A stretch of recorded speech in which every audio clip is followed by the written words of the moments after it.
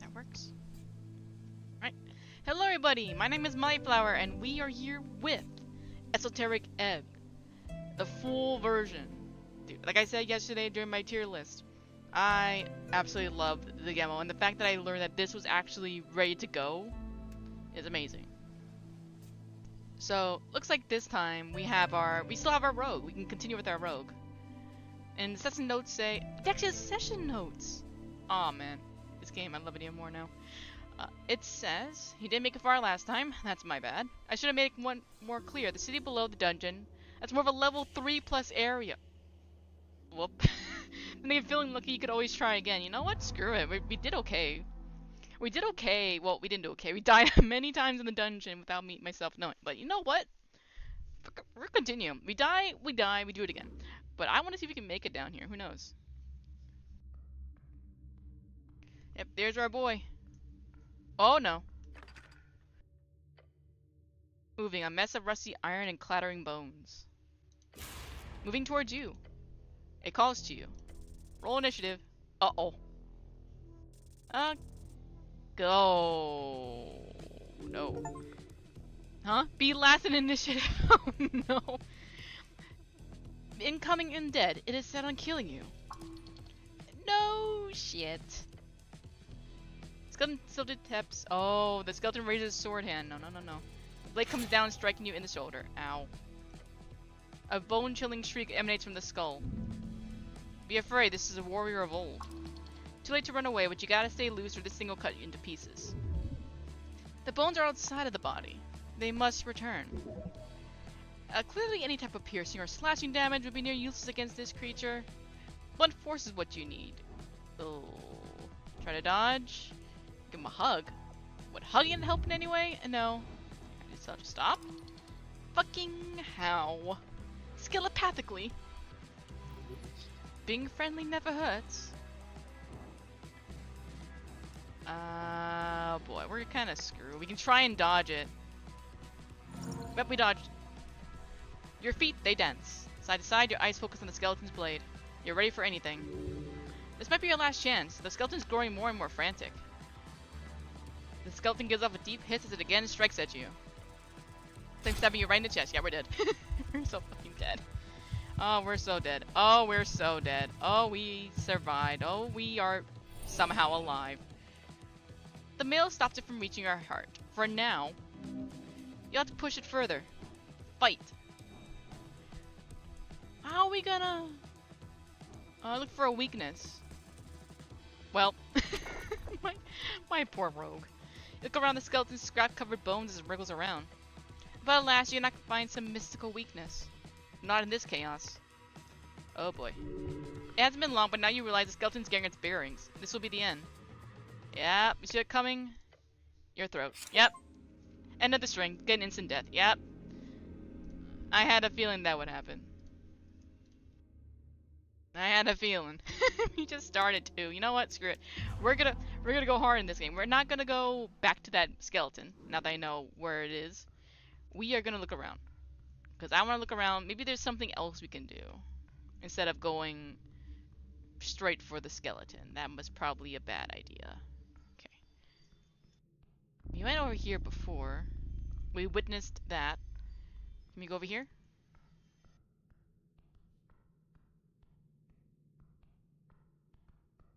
Whoa, hey. Okay, anything behind here? Could try over here. I know there's a gelatinous cube somewhere. I know what it looks like, or at least the area that it looks. Just gotta avoid that specific area and we should be okay.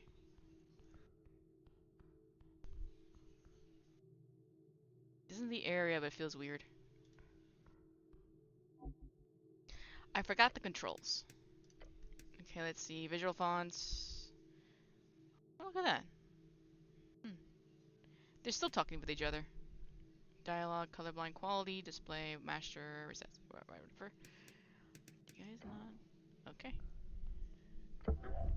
Click. Damn it. That is not a good click. Bad click. Bad click. You feel a pressure change. A rushing wind causes you to be pulled just an inch further into the hallway. Then you see something opening in the walls. Ah, damn. Back now. Come on, come on, come on. Fuck. Really? You're about to be swallowed in inferno. Ow.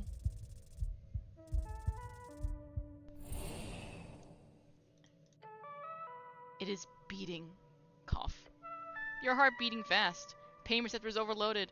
Throat sore, scorched, but alive. Stand. The force of the fire must have sent you tumbling backwards. I can take anything. Cough of blood in your helmet. Your body requires healing. Look to the hallway again. Looking back, the hallway has no marks of being filled with flames. For the same reason it's still functional, it's a magic trap. Terrible, terrible hallway. Oh, do we have our inventory? Yeah, apple. We have a... Why do I have a mouse again? I completely forget why I have mouse. Incense, a level spell slot. We don't really... Can I actually? I could just do that, yes. And I have a thing to... Okay, replenish my spell slot at least.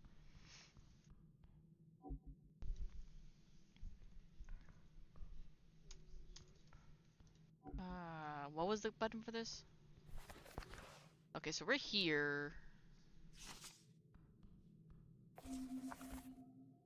Can you not enter that door?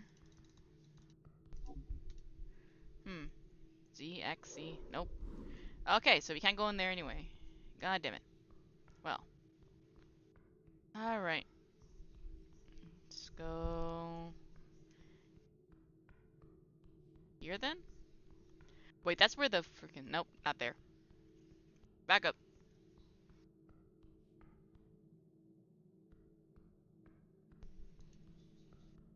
Okay.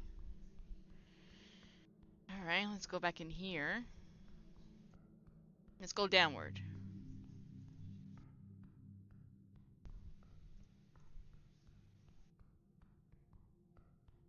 Okay. Trifle. We got incense and money. Good. Crowns. We can probably use another incense actually. We can eat that now and get our spell slot back. Okay. Is there anything... This is probably bad. Behold, a calendar. It's out of date. Engage. Embedded upon this altar, you see a circular stone slab. Whoever has worked this survey site in the past has attempted to place it in its natural position. It reminds you of a copper calendar, but far, far older. The various glyphs on the surface denote not a language, but rather sigils, it seems. Is that for the current day? And no. There's no use. It's broken. Oh. Yes, it's a useless piece of technology, if you feel it is worthy of such a term. Okay, fine. We gain some what's this? Engage. What is that? You glance at the step. Oh, there's someone there. It's a descent of approximately 50 inches. 2 meters. Yeah, whatever that means. Look over the survey site. Attempt to step down in a smarter way. Look over the survey. Let's look it over. You see a dwarf, hearing grunts as he swings a pickaxe at the ruins in the corner. Dwarf. A stout, short, hairy, loves to dig and build, you know the drill. Drill. They built most of Norvik and have a long history with the Earthfolk. There is no point in having a conversation at this distance. Time to go closer. Won't be a problem, right? Please, please, please, please, please. Yes! Ah, there we go. Taking a careful step onto the stone, you begin your descent. Keeping your balance in check, you shift your weight appropriately. Smart thinking, using your dexterity instead of brute force. Brute. The Vorgini slang for brother, specifically the dialect grown out of the coastal slang, a mix between gnome tongue and underclass migrant workers in old Mago colonies.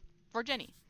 Vorgeni, one of the 8 bands along the coast, in upland of crags, marchland, and gravity, defying mountainous terrain, home of giants, shamanistic humans, and tribal gnome folk. This is the wise choice. Your feet find purchase. Stable. Controlled.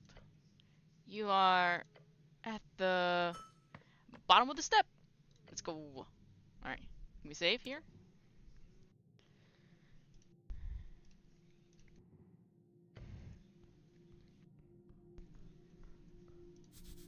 one goofy-looking cat.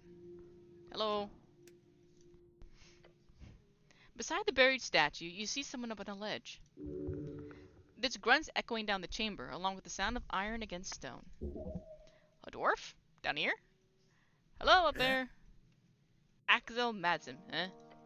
The dwarf's smoldering eyes widen as he sees you. Look, Romulus, we got an official visiting. If that doesn't make us official, I don't know what will. Oh, peeking out over the ledge, you spot an orange monster creeping about. That's a lobster. A rust monster. The dwarf seems appears friendly with it. How strange. What are you doing here? Me? Oh, you know.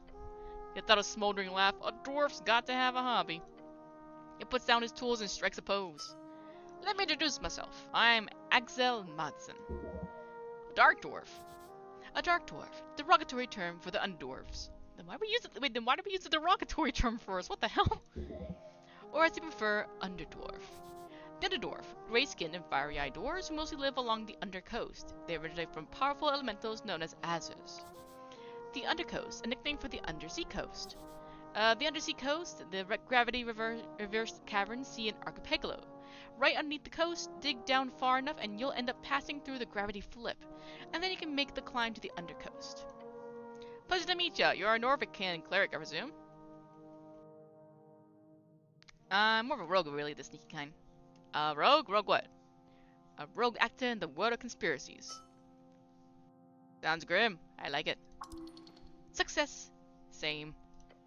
He looks around, and you're all alone. Yeah. Ah, Golknig. Then I very much suggest not going to the hallway back there. Listen to him. He knows these tunnels. Why? Well, why? It's one of those ancient esoteric traps. Still functional. It'll burn your beard off, damn. How does he know about your beard? Not sure how much experience you have with this city below the city. City below, short for the city below the city, a phrase used to describe the incredible amount of tunnels and ruins below Norvik. Lots of monsters and stuff down there, also riches if you delve deep enough. Most people who come down here, well, they die. Even clerics do not venture down alone. Don't you have some backup? A backup would be nice, actually. Not really. What? What's your goal? You can't pop if you've taken a stroll down here, can you? I'm supposed to meet up with some goblin chieftain? Oh, you're here on business with Lady Sageleaf. You should go to her right away before you end up mimic food.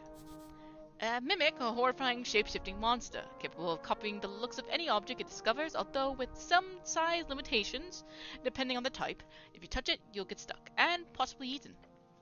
Get yourself some backup, just some friendly advice. It's probably a good idea, but you're down here alone. No, I'm not.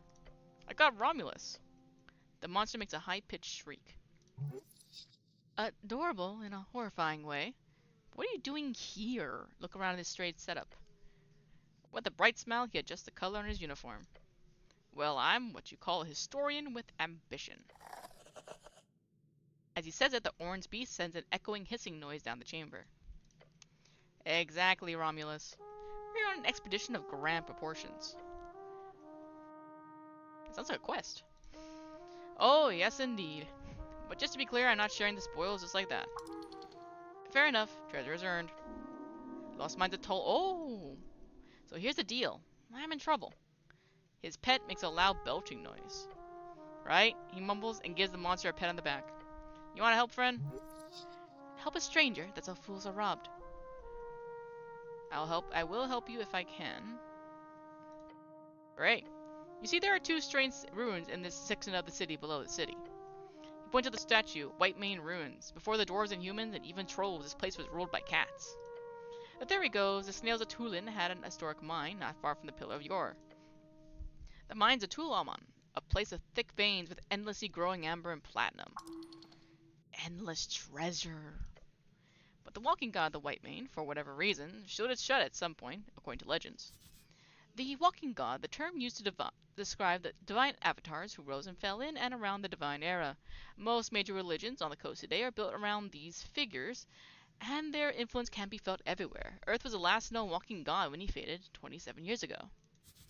A divine era, the third out of 5 eras. When the first gods were born out of mortal folk, and power began to entirely fall into their wonderful and fragile hands. Hey, XP. Sealed esoterically, probably, since we can't seem to locate it. Esoteric seals can be broken with the right knowledge. So how can you hide an entire mine? You'd be surprised. The city below the city is, what is it, 4 or 5 levels of sprawling tunnels and caverns? Here under Tolstad, it's only this here top level that's in any way accessible. There could easily be some crevice far down that no one, not even the city's greatest paladins, have gotten close to discovering. The deep places of the world hold many secrets. So there's ancient snail folk, and then slightly less ancient cat folk who built cat stuff on top of the snail stuff. Exactly, so you're looking for it. Oh yes, I'm not unloading this, of course. But my research has shown me clear indications that these 2 ruins below Tolstad are more or less unexamined, at least by skilled hands. Tolstad, a sprawling island fortress and one of 5 districts in the city. It sits in the middle of River Torna, home of Yor's Pillar, a sprawling tunnel network, and Water Lane, the greatest trade hub in Ascani. You're in Tolstad right now. Water Lane, the largest trade port in Norvik, located in a massive tunnel piercing the center of Tolstad. It is a so-called marvel of dwarven engineering, and is the reason so many people commute to Tolstad over the many bridges, considered as one of the great captive wonders of the world. So what's the problem? There's no problem with this site, but I'm almost finished here, and I am unable to gain access to the second White Main ruins, because it's inside HWBT territory, and they're very unwilling to allow a dwarf like me pass. The HWBT, the Halfway Bridge tribe, commonly called the Halfways, one of the 3 goblin tribes in Norvik, and arguably the most influential, despite their small size, led by Lady Miska Sageleaf with their headquarters in the Goblin Garden on Tolstad. The Goblin Garden, a dwarven-built citadel sitting at the southernmost tip of Tolstad. It is now a goblin sanctuary and greenhouse. Those goblins have hired a Brutus bugbear as a guard. Ugh, horrid creature. But you're a cleric. If you can get access into their territory, then please head south. Through the damp Kai caverns, there should be a White Main rune at the end. A shrine, probably marked by a bunch of feline symbols. He gestures towards a giant statue. Just look for big cats, essentially. What are you going to do there?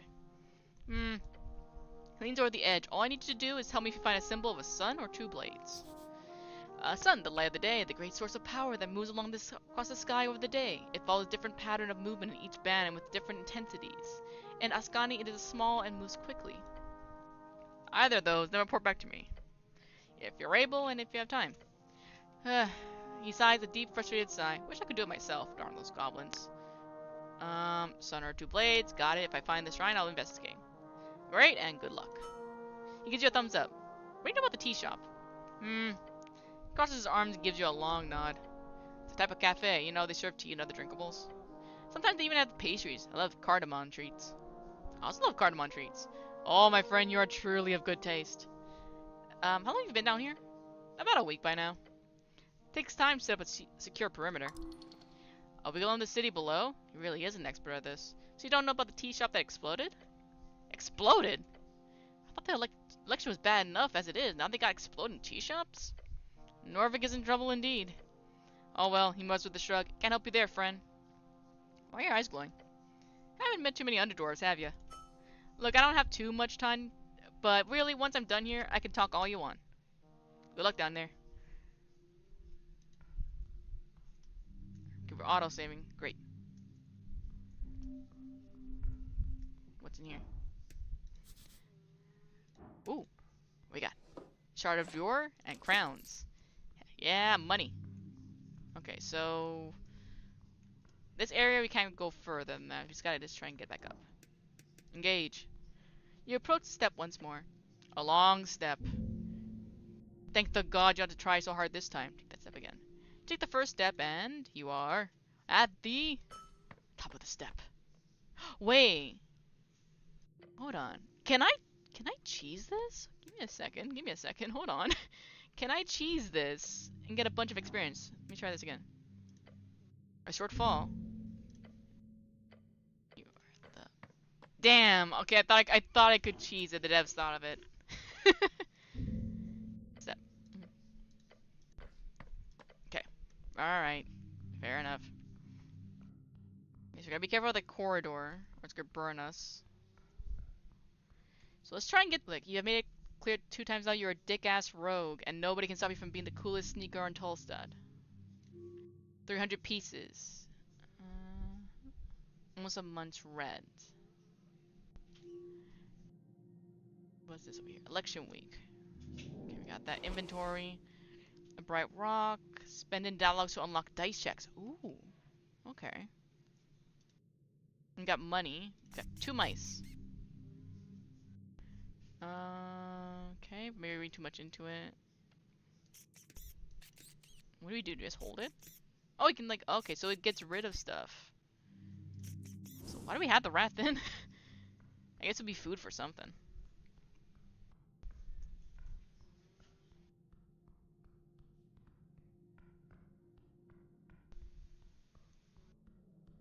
Okay, let's try and get back up then. Where do we go? Nope, going up is probably the better option. Or we can go. I kind of want to go deeper and see what happens. We're probably gonna die. Most chances are we're gonna die. But you never know. It's a long way down. The bits will swallow your soul. We can't even try? Aw, fine. I mean, fair enough. We should probably get party members. But yeah, I didn't know that this dungeon was for level 3. I should have known, because we had to fight someone to get past there anyway. Alright. Let's see. Guy, he's not moving. Alright, anything else? I don't... Great mountain of apples. Nothing else, nothing else. Okay, let's go upstairs then. As you reach certain thresholds of experience... Okay, it went away. Never mind. Viskin's lair. Good morning, cleric. Hello? The Viskin, the local mortician. The pale man sits hunched over a stack of forms. Busy at work, his pencil slowly filling out line after line. On the top paper you see an icon of a serpentine drake. A great perch. These are official documents of the city. The great perch, the drake-like sea creature found along River Torna. Earth was known to tame these creatures, and eventually the great perch became the symbol of his great city. This is the great perch of Norvik. Up and about, are we? Wonderful. I am Viskin, local entrepreneur, and proprietor of this lich house. It appears you don't really belong here, but if there is anything I can do, cleric, just let me know. It smiles at you. Did you save my life? He puts down his pen. Your life is your own, you owe me nothing, however. I'm afraid to say you've been through quite the turmoil, cleric. I died, didn't I? Those fishermen who brought you here certainly thought so. Not that I blame them, you weren't exactly in prime condition. Prime condition? You're always in your prime condition. You never are. River Takey. They caught you in their net, believe it or not. Such a strange tale. So not dead, just a bit wet. Where can I find these fishermen? He pondered your question and did not ask for your name, sorry to say. Perhaps Water Lane? That's just a guess. Good guess. Lots of boaters hang out there. Either them or the local tavern. I hope you find them. How'd I end up at the river? I'm afraid I don't have much to tell. Perhaps you fell off one of the bridges to Tolstead. There are 7 bridges over River Torna, connecting Tolstead to the rest of the city. I would never fall. Must have been an assassination attempt. How awful. His uncaring tone speaks against his words. Who were these fishermen? River Guilders, I believe. They did not look like poachers, so my guess would be that. Ask another question, I think. This is That's a... Oof. This is a zombie in your basement. Oh, how quaint. No, undead abomination right below. I understand. We're closely connected with the city below. The undead seemingly wander as they please. However, I will have to take this up with Lady Sageleaf. I pay good crowns for HWBT protection. Oh, so it's a misunderstanding then. Good. Kept moving apples down there. Oh, the apples. Fascinating behavior. Don't seem very alarmed. A stray undead creature will cause no trouble here. He gives you a rare smile and turns to the kobold by the stairs. Isn't that right, Ulst? Yes, master. I defeated the zombie. You... Oh! We quickly masked his rage, but you saw it. Well done, cleric. What would we ever do without you? Oh boy, did not like that, doesn't he? Great, I'll clear that up. Ask some other questions. Shoot. Eee, that's a godlike... Well, there's something wrong with them. Acquire... I'm going now. Before you do, make sure to click all your belongings. He leaves you a quick inspection with his dead eyes. Too quick, like he's trying to show his interest. Weird. At least he's not hitting on you. Or would that be an improvement? Did I have any weapons on me? None, I'm afraid. They must be at the bottom of River Torna. Good. You don't need arms in this city. You need heart. Oh, shut up. A good blade can make anyone speak. Got it. The pale man turned his face towards you and smiles. Unnatural. If only every government employee was as devoted as you, cleric. He gives you a stern expression. Good luck on your quest. Leave. Now. When exploring the city, you may move faster by running. To do so, either double-click or hold shift with the trigger. Time to go. Is this my stuff? Hello. Wiggling his little clawed feet, the kobold follows your every move with cold, unflinching yellow eyes. Masters say you behave. I have some questions for you. Short question, go. How'd you get this gig? Not gig. It's not a gig? I am devoted servant for master. You're angering the kobold. Got it. He gives you an expression that could be described as a frown. That is, if it looked in any other way different from his regular stony expression. Who are you? I am lost. I am security chief in Lick House. The kobold appears proud. There is no humility in its voice. A strong little one, nearly immovable. What were you when the tea shop was occupied? Incident? The tea shop blew up. Boom. Big boom? Big boom. When it happened, I was at Waterlane on mission. A mission? No mission. I meant to say errand. What were you doing in Waterlane? Milk. Doing milk? Deliver. Deliver milk? Yes, side hustle. You know what? Fair enough. The kobold just keeps getting better and better. Kobolds don't even drink milk. I want to know more. I want to know a lot less. Question about the milk. The kobold stares at you. Where's the milk? Who buys the milk? Humans. Waterlane humans. They pay many for fresh milk before dawn. Side hustles are always smart. You should do a milk run later. It pays. Do kobolds produce milk? No. They are draconic in nature. They lay eggs. Do you like milk? No. I still don't like milk. Shit. Okay, yay! Success! You smirk, a confident laugh escaping your lips. You then turn towards the ceiling, smiling. I also don't like milk. Your comment has made a dent upon the world. This is why you should all follow you. You're our worthy leader. Win them over with lies and deceit. Control them through flattery and love. The kobold stares at you with awe in his expressionless eyes. Where's the milk come from? Cows. And where do you get the cow milk? Market. Just cows? Just. Okay. Okay. Milk curious. Thank you. You should totally find out more about this. Could be a big moneymaker. Thank you for your time, kobold. Okay, so where's my stuff? Drawer left his mark across the bands. Today is a universal sign of magic. The red eye of Earth. Your fate one day. Did I actually take from him, Sky? I am actually stealing from the dead. It's fine. Okay, designed to slide along the iron beams. Interesting. Behold. Wait, is that? The book is ruined. Most of the pages, while dry now, have been completely drenched. In salt water, it's absolutely completely ruined. Only a few pages of the soggy, brackenish papyrus pages are readable. They appear to contain some type of indecipherable symbols. A scrawny writing of the most basic kind. Wait. Oh no. Someone attempted to drive this to the best of their ability. No, no, no. By Earth. This is your prayer book. So many hours wasted. You would have to rebind the whole thing. It's ruined. That'd be expensive. Let's just get your hands on a new one instead. My poor book. An open manual for historic geometry. Well.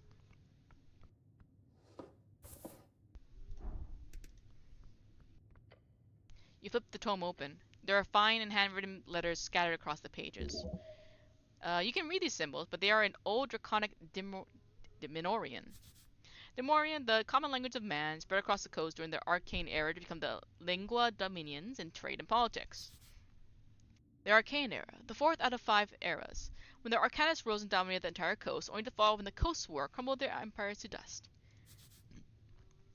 The Coast War, the Great War, a conflict between the Arcanists of Reeds as well as every other nation connected with them across the coast.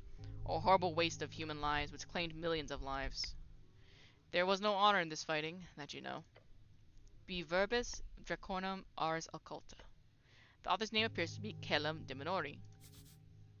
Diminor, Anyone who uses this term for anything modern is either an anti-free strider or lives under a rock. I need to get my hand on comprehend languages.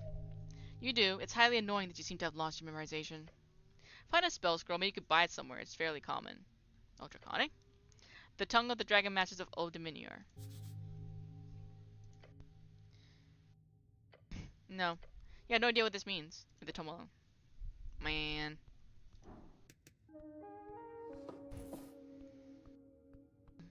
Do I have any other stuff? I'm guessing that's the kobold stuff.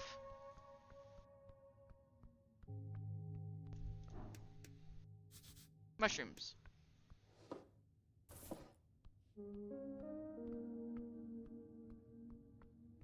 Okay, this is all his stuff. Did I only have a prayer book? Oh, what's this? So many books, basic manuals, arcanists, histories, and novels. Some of them stand out to you as classics. It could be useful to refresh your mind. Chants of Norvik. Read folk tales. Let's do this one. This is a printed edition of Philly's work, but solo. It probably came from the earliest Norvican printers. A short message is hand scribbled in the corner. My belief lay in the collected humanity of Norvik. May you remember that from this collection with honor and grace. Is this a handwritten message from the second patriarch himself? Patriarch, a top clerical rank in Norvik, different from Lord Patriarch, which is the traditional administrative leader of the city. Only about a dozen men currently hold the rank. They manage a section of clerics each at the towers. Lord Patriarch, the commander of city forces and top cleric beneath Earth. The title is appointed by Earth. Currently, Lord Akasam holds the title, having led the city for the past 30 years. He is a withdrawn leader over 80 years of age, and has put most power in the hands of the magistrates. You feel faint. Are you even able to hold such an artifact? Fascinating. To think the pale man held such a treasure on his shelf. Read the foreword. Unity, books begin with a lengthy essay about the foundation of Norvican culture, of what a Norvican person is, how their values came from various tribes in the old country, and together they have found something greater under Earth. You heard this before, and you now get a better sense of what this all means now. It is in some sense a plea, a stern suggestion for every human in Norvik to lose any sense of formal tribal identity, to embrace a new one, a Norvikian spirit, to give away the old and embrace the new. It is not a completely bad move to unite a focus to build commonality, to lower inequality. Of course, there were many direct ways that they at the time made sure that the old did not remain in the shadows. Violence and oppression at times. Okay. Many by being generous and not hoarding wealth, among other things. A naive thought. Then finally it does touch upon the connection with dwarves as well, and how the Norvikian spirit is not contained within humans only. It is not just blood, it is sweat and tears as well. Those folks who unite with us will not be seen as the other. No, they too are Earth's folk. They too are Earth's guard. Lovely sentiment. Indeed, there's something to live up to. Read Torna's lament. I went with you to foreign shores, my lord, my guard. I pray you keep from harm. The beasts each shard, a proof of your devotion. Thus I give myself to your folk. I give my life for a home at the river, in that sliver of land. To vanquish the beasts who roam, the evil who lair, the fires that burn. To build a life along the river. Every shepherd knows a song, it bellows up the river. Earth lives in that sliver of land. Hey, it is your favorite, goes the book. You should look upon the title once more. This is a really great book. It is. You do so, it fits nicely back to its slot. The book does not deserve your toxic presence. If you were stronger, more capable, then perhaps you could have carried that weight. What? You really want the book. One day it could be yours. There's some issue with stealing going on here. Just ignore it. Let's forget this for now. Read folktales, many of which you have heard growing up. These stories shape reality, for the mind does not distinguish a tale from real life lesson. They are but the same. Out of the tales, you see the one you remember the most, the one about the gnome and the titan. Titan, a term for the gigantic creatures who first inhabited and shaped Yor's realm. This story always spoke to you, mostly because of the unlikely friendship between the two. Read the little and the large. In the old days when dragons ruled the skies and titans wandered the earth, there lived a gnome named Abacus, known far and wide as a half-wit.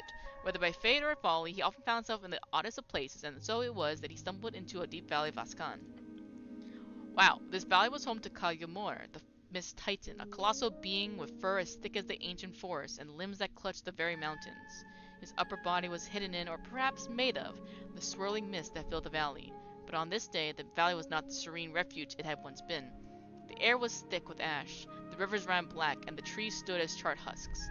Esuth, the ancient red dragon, had set the forest aflame, hoping to drive Kamomor from his domain and claim the fertile valley for himself. Esuth. The Red Dragon of Ascan, his rise to power through trickery and betrayal, is legendary, as is his fall to Abacus the Half-Wit and the Mist Titan. Rumors say his spirit still haunts the ever-lit Burned Coast to this day. The Burned Coast, a vast piece of coastline just east of Norvik, is a charred area filled with volcanic activity and kobolds. It's one of the mainly internally cursed lands on the coast. It's nearly impossible to travel to Reeds via land because of this area. Kagemura was furious, his great form trembling with rage as he searched for the source of the destruction. His eyes fell upon Abacus, who was wandering aimlessly, his tiny mind more puzzled by the sudden darkness than anything else.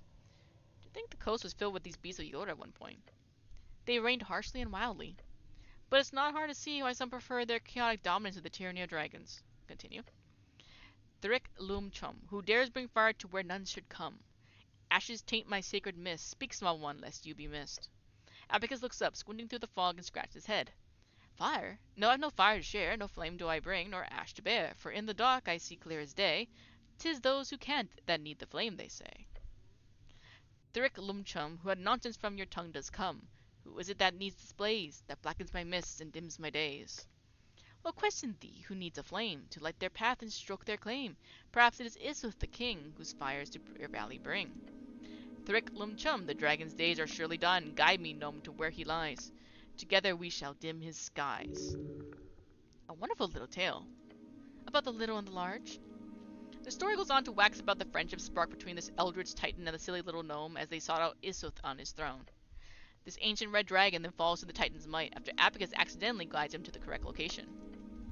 One of those classic stories every child in Ascan is told growing up. It is important to remember that this is an oral tale passed down over generations. This is simply the shape in which it was written down. Who knows how exactly it functioned in its original state? You shut it, looking upon the title once more. Folktales. Read an autobiography prax. A classic! You kept this book on your bedside for years during your scribing years. You took a look at the first page. In these pages I shall endeavor to recount the journey of a mind born to greatness, a will tempered by the crucible of ambition, and a spirit bound to a relentless pursuit of the arcane. My name is Phileas Prax. It goes on to make grandiose statements on his personal abilities of magic. As always, this man is contradictory. He both praises his own natural gifts and mental abilities while stating himself worthy only through his hard work and merit. It's ridiculous. Know this, I write not for the masses, but for the few who possess the clarity of vision to see beyond the veil of mediocrity. To them I offer my life as a lesson and a legacy, that they might learn from my triumphs and avoid the pitfalls that lie in wait for the unwary. You remember the first chapters dealing with his youth, growing up the ruthless court of a rival house, the Hashin Hags. How he struggles against relentless opposition and bullying, making himself out to be an underdog. Power is not born of blood, nor inherited by the fortune of birthright. It is cultivated in the crucible of the mind, refined by the fires of discipline, and sharpened by the relentless pursuit of knowledge. Let those who seek to rule first learn to kneel before the altar of wisdom, for it is there that true strength is forged. A glorious design, let those who learn lead, let through merit of ability and nothing else. I really dig this idea. Of course you do, you're a wizard after all. The world would be better if I ruled it like Prax did. Yes, it would. Flip through the pages. We could be a wizard thief, that seems pretty decent. In the second half, Prax begins to talk about his early political career, the intricacies of magocratic bureaucracy, how he learned to play the game well enough for himself to reach a dictatorship as the youngest magocratic ruler ever. The rest is mostly a collection of meditations surrounding magic and power. Oh my god. The esoteric in its purest form is neither good nor evil. It is a tool, a force to be wielded by those with the intellect to do so. Yet let us not be so naive as to think that power alone grants one the right to rule. The arcanist must also be a statesman, for the whims of unchecked magic can lead even the wisest astray. Govern with an iron hand, but let that hand be guided by the principles of reason and justice. Thus shall the state prosper, and thus shall the legacy of the magocracy endure. Ironic. I see not irony here, only truth. In the Halls of Power, the arcane shall be our shield. Shield, a first level aberration spell, can be cast as a reaction to raise an arcane barrier around the caster, protecting against the fiercest of blows. The final part of the biography focuses on an even deeper and more rambling set of ruling. This is way too much reading. Why would you open a book then? Check the book. Autobiography Prax. Put it back. Wow. They really go hard into the world building. I love this. This is so cool. how do we get out of here? Do we just go here? Okay, this is just dead body. Do we just keep going up? No. Over here. So we only had the book. What's upstairs in the smell of salt? Let's go.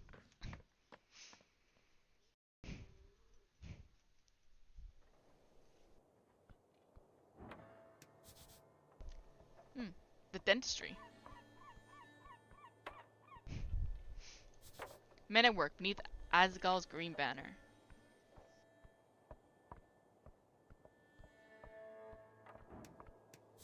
Farmer ale barrel. I don't think they'll allow us to take stuff, huh? More of these, for sure. Questing tree. Okay. Wow.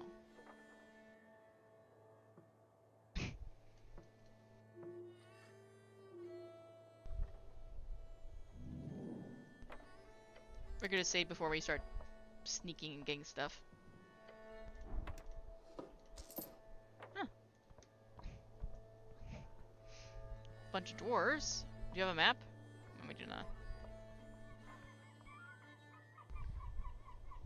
You all saw that too. What the hell is that? Magazines.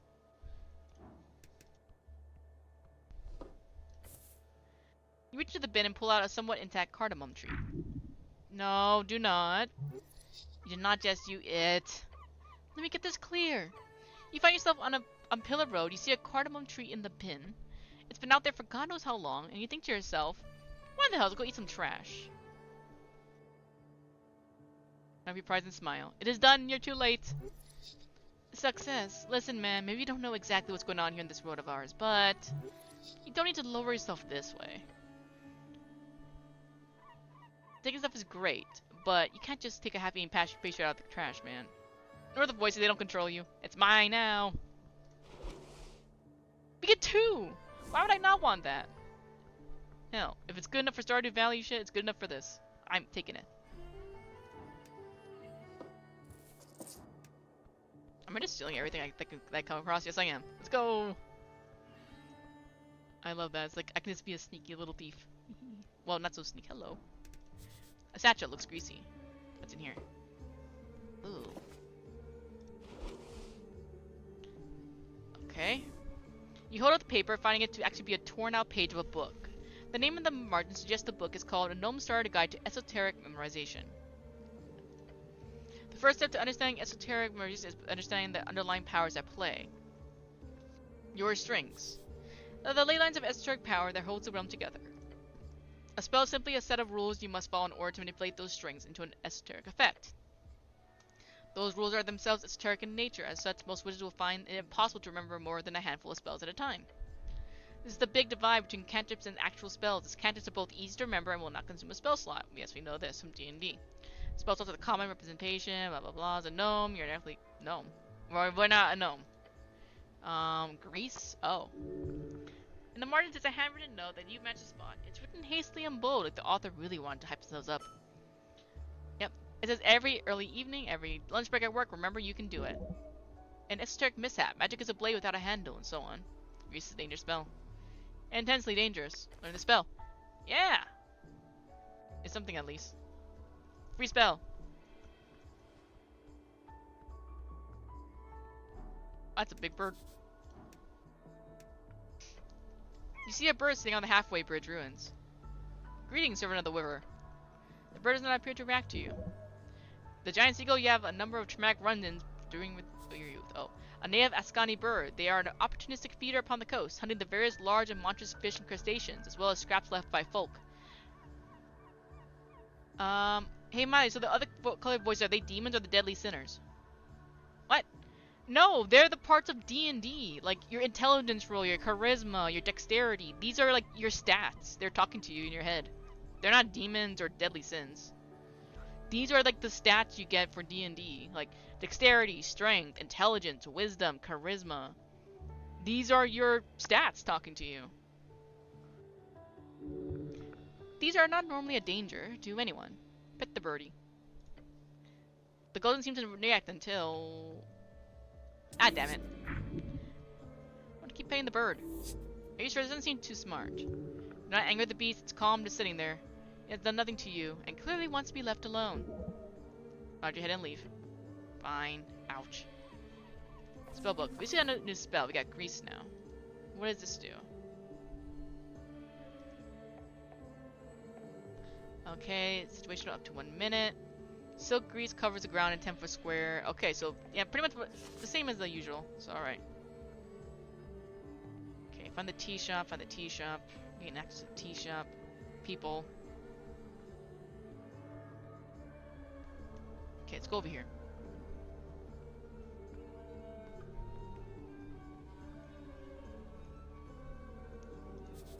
Old symbol of an old regime. We need like 80 more points. Where's this go? Central Temple of Earth. Okay, we don't have to go there. There we go. The pick they're using make me think of demons or something. No. Look at their names. A common type of magical ink. Creates permanent messages on any surface, until dispelled, of course. This appears to be a more advanced kind, with a magic mouth-like inability. It can react to your command and reshape temporarily.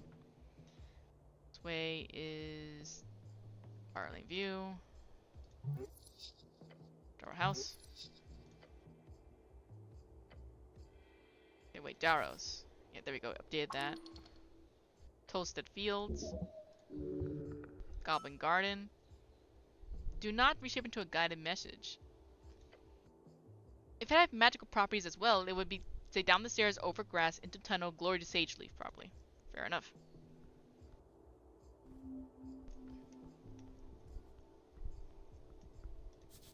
Dwarven stone broken in half. Pure violence. But yeah, not demons. These are your inner thoughts and your inner stats talking to you. Corner of Norvik, still standing in the gate era. Looking out over the ledge towards the roller mill's blade, you see them spinning as per usual. And one of them there's something stuck. You see a rod. A fancy thing, decorated. How did it end up here? Esoteric event? Interesting. It appears you spotted something interesting. The design is quite easy to spot among the mass-produced arcane era magic items. Modern scholars divide history on yore into 5 eras. They use canonically important things as starting points for these eras. Though this was easier when the arcanists of Old Dominion still had a common conscience. Not everyone agrees the so-called post-war era has ever begun, let alone what it should be called. The current era has lasted 27 years. The name was chosen in reeds. The name is subject to change. Immovable rod? Yes. Are they rare? No, uncommon. Though they can be quite useful as long as the esoteric forces upon them have not yet waned. Why is it lodged? Wouldn't it be dangerous to try to grab it? You could die, yes. It'd be worth it. Yeah, here we go. You reach out, lean as far as you can, balance on the edge, and you get it. Yes. Let's go thieving. Movable rod. It's a hard wooden frame with fancy iron set pieces on each end. Along the handle is a button, however it appears permanently pressed down on. Investigate it. A quick swipe of your hand reveals its magical nature. The tingle. However, this item is clearly broken. How? Pushing against the ground. As you do, it gets stuck to the ground. Huh. Obviously. It's a broken movable rod. It's a movable rod? Sure. Whenever an object it touches lasts, the rod will be esoterically locked and aligned with. It cannot be removed once it touches an object until it comes in contact with a second object. What constitutes an object in this case? That would be an esoteric designation. Usually determined by belief or common esoteric forces, or set in specific rules left by yore. In this case, it seems to indicate a dynamic object connected via mass.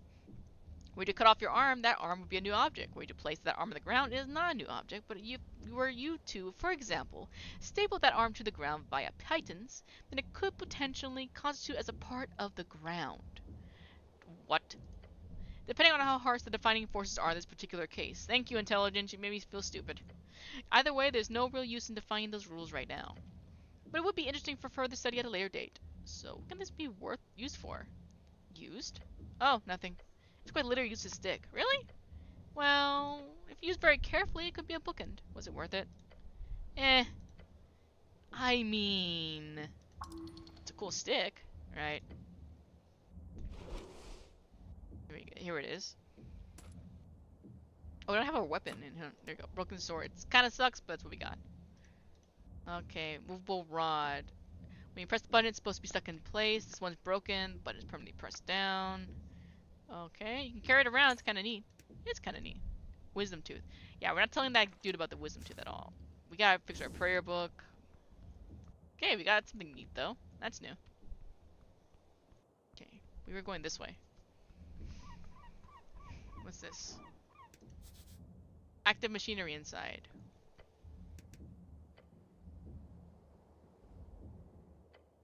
Now we can go in.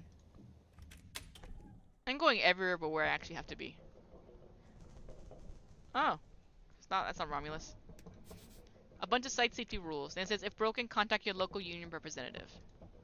I doubt anyone's actually doing that. Okay, let's go down to the thing. Let's go down here. We're up here, I guess. We're on a roof. Yep, that's...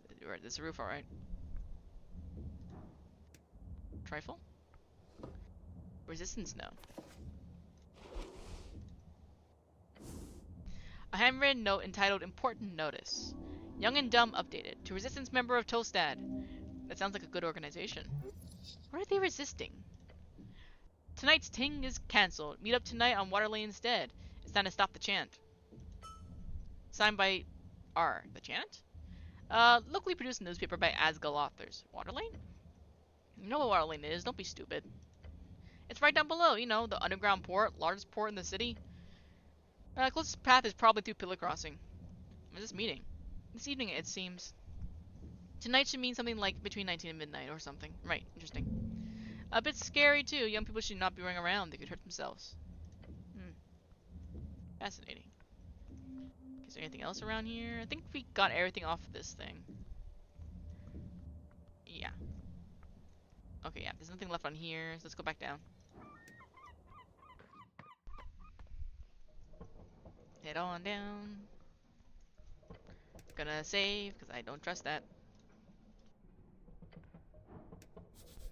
Long way to fall. Should be safe. You glance at the ladder. It's one hell of a climb. What kind of man, no, what kind of human cannot climb a simple ladder for 20 short feet? I would be embarrassing for anyone of any age to fail this. Oh dear God, we're exhausted though. Come on. Oh, thank God.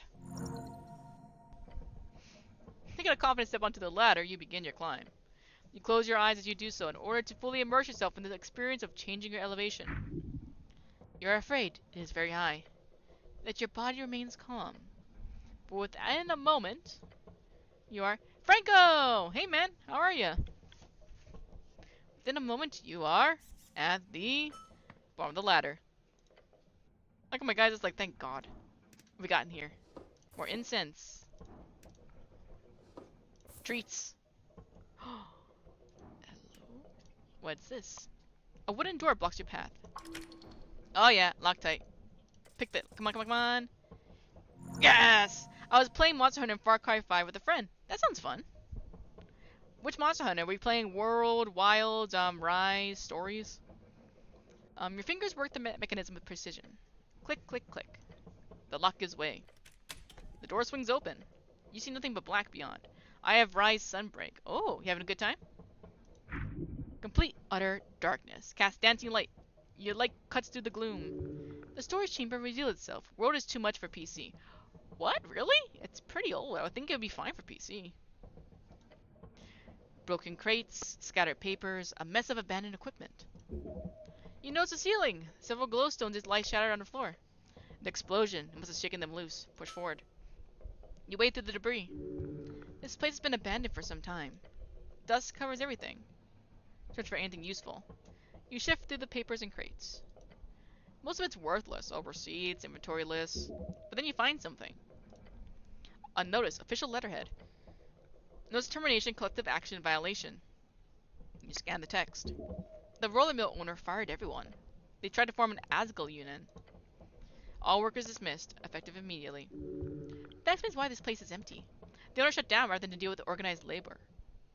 Workers deserve better. They did. But the world rarely gives people what they deserve. The document does not respond. You continue deeper into the chamber. At the back you find an office. The owner's private space. Approach the desk. Old papers, ledgers, more termination notices. And then a drawer. Locked, but poorly. The drawer slides open with a snap. Inside lies a smooth stone, one with several faces adorned on its sides. It pulses faintly with esoteric energy. A magic item. Esoteric! Examine the stone. Ascending pebble. Ascending pebble. Ascending, a third level evocation spell. Ascending office. A house full of clerics casting the ascending spell all day. An important tool for long distance communication. Oh. Oh shit! Those are expensive. Hell yeah, mine now. You slip the pebble into your pouch. Time to leave. This place is giving you all it can. What a lovely delve. Let's check it out. So, let's see. We have money, incense.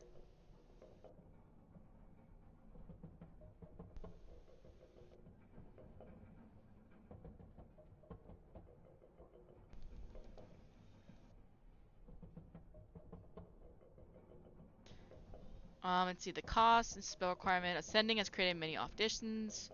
Um, ooh. You can put this here. Heck yeah. One more wisdom and a charisma. Very nice.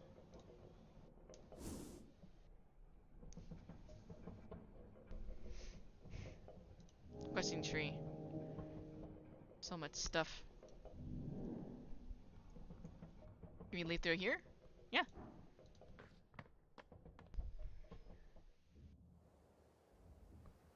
Alright.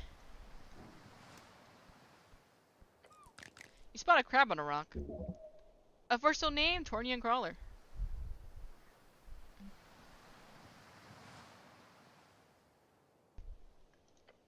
It does a little shimmy. Hit the crab. The crab immediately snaps between anglers. Aww. Crab pinches, grip your finger hard. Ow. Your nicks will come off soon. Help. It just killed me.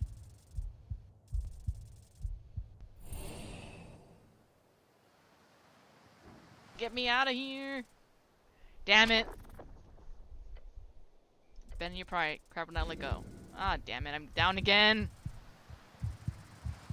I'm dying to a crab. Help. Jesus. The blood is not flowing, so that you would die. Help. I'm dead. Yep, we're dead. Ow. How? We're dying to this thing.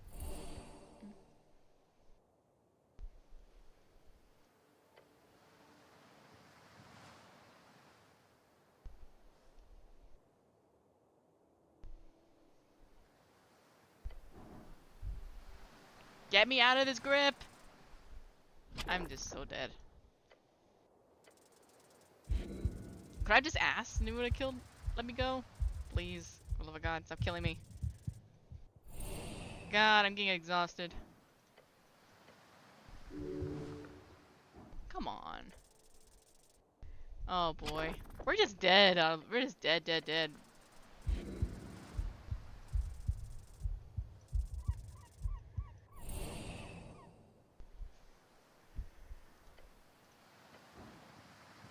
Good lord. Okay, let's just load the save file because we're not getting. Oh, we can't get out of it! Go to the menu, then we'll load. We're stuck in this loop. Aw, oh, man. It's an autosave. Wait. That's before it's out. Okay, there we go. Bruh. Man. So lame. Okay, now we gotta do all this again. Are you joking me?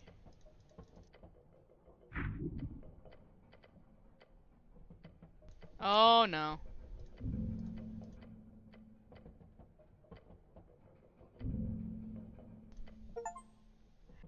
Discovered an esoteric event. The world distorts around you. You are falling, then you are not. It's an esoteric event. Your mind can barely register it. Your body's on the verge of breaking. Every moment a painful reminder of the thousands of others who failed just like you did. Come on. Thank God. Time to pull the strings? You follow them as they dance. One seems to go good, but it is far away. It is moving closer, but what force? Is it him? Take the string handed to you. Oh! Oh. What? You are at the bottom of the ladder. What just happened? Taking all that. Taking all that again. Give me those treats. What happened? Come on, dexterity. Maybe later. Hold on. Because I don't want to fail this. We're already exhausted. We'll overwrite this one. And now we'll go in. Come on now. Please, please, please, please. We passed it before. Now we don't get to pass it. Man. Yeah. Come on, again. There we go. Give me that nat 20. Dancing light. We already did this before. We just gotta go through it. Anything useful? The letterhead.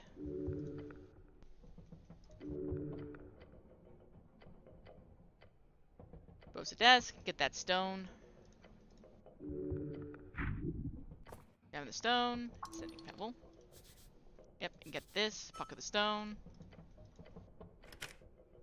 Nice. Alright, now we get our stuff back. Here we go. There.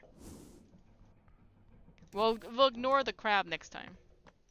This time, I should say.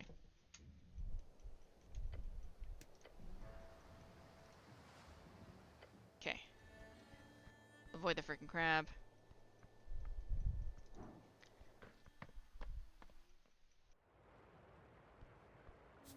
Conquest by river, by land, by heart. Lower Tolstad. What's this? You've approached the shrine. Ah, yes. This little figure does still count as a shrine. Should I move it? It's like in the middle of the road. No. Yeah, it shows its path. What? The figure of Earth. This is a makeshift shrine, meant to stand exactly where it is and where it might go. Ready to serve whoever needs him the most. You wish you were a man capable of something similar. Prepare spells. Yep. Got grease. The never-sleeping docks of Water Lane, right below here. Just pray. And tranquility. Milk. No, come on. Contemplate the milk. It comes from a cow. You like it. May you do not. Now contemplate something else. The pillow of yore. Go deeper. Meditate. Learn and study. Your class. Your identity is not easy. It's everything from faction to home life to street. What you choose might be the first step. Choose wisely. It was not an accident. You are not so clumsy. But the question here is not why you fell. Why do you live? You let your mind go through the basics of what you know. The tea shop was destroyed in the middle of the day. Many injuries were reported. Your goal is to enter the tea shop and investigate it properly. That's it. They are young and brash. You've been there. But both sides want what's best for their city. Perhaps the solution. The first election. Your vote won't matter. Your vote will be the most important of all. And those around you, what they will vote for and what you might find your own voice along the way.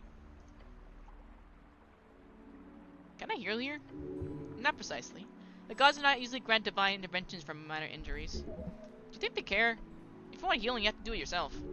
But the power channeled through Earth? Yes. Come on, is it really channeled? The guy's dead. Faded. Gone. Hey! You focus your mind on Earth's symbol, his red eye, and you remember the words, "Watch upon me, Earth, shepherd of his folk." You're filled with the spirit of nostalgia and power. Let me pick up the burden and lend me your strength. Yo! Okay, so we can heal. We can't get rid of exhaustion, but we can heal. This is it. This is Prayer of Healing. Yes, indeed. We got the spell Prayer of Healing! Aww. It won't be long until you will be. We will be soon. Soon, though. Soon we can have this. Not yet, though.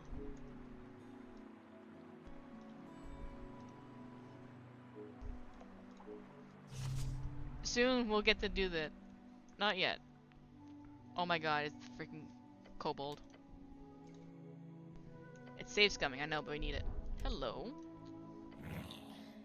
Alst! Finding a large crate of milk bottles. Cleric Lee, be gone. Is this the milk run? Yes. Can I help? No. Try hard, you can do it. Please. He growls. In an adorable way. You see him stalk his growling, he thinks to himself, something. Ah, he's got a plan. A scheme? But then the kobold turns around and starts picking up bottles. He hands them to you one by one. You are now milk delivery human. You are the milk one. Oh, really?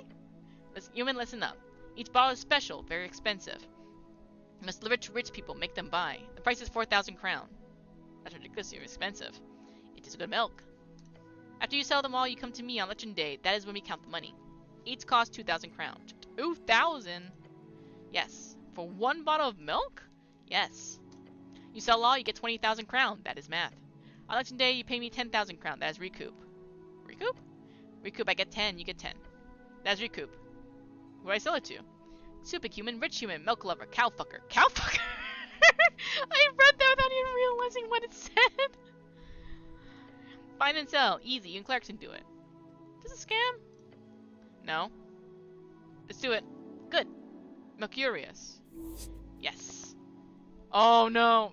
Cleric, come talk on election day. Bring money. Now go. Be gone. Goodbye.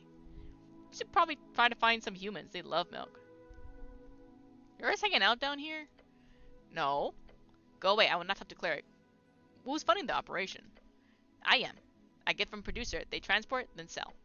It is milk run. It is big profit. So you're... No more question. I am busy. So rude. Hustler's gotta hustle. Ain't you who to sell the milk to? No. Now go away. You're not gonna be able to sell any of this milk. Well, there's probably some way for you to sell these, right? Oh boy. Okay, bye. Oh boy. Oh boy. These are all like goblins. What's this? We're close for the day. Okay. Can I actually... The voice is from a primal spirit. Open it. You immediately see something moving in the pile of shredded documents and old scraps of food. A pair of legs. What the hell? Some worth? Gnome? Something jumping out of the pile with a poof of moldy dust. It's a pine cone. A pine cone with limbs. I don't know what I'm hearing. Oh, incense. It hands you some leaves while doing a strange, seemingly improvisational dance upon the trash. Wait, were you one of those? Before you're able to do anything about it, the little creature poofs away. Disgusting little creature. As it fades, you see only trash. Oh, okay. I don't know what that was, but alright. Torna, the first aid of the river guilds.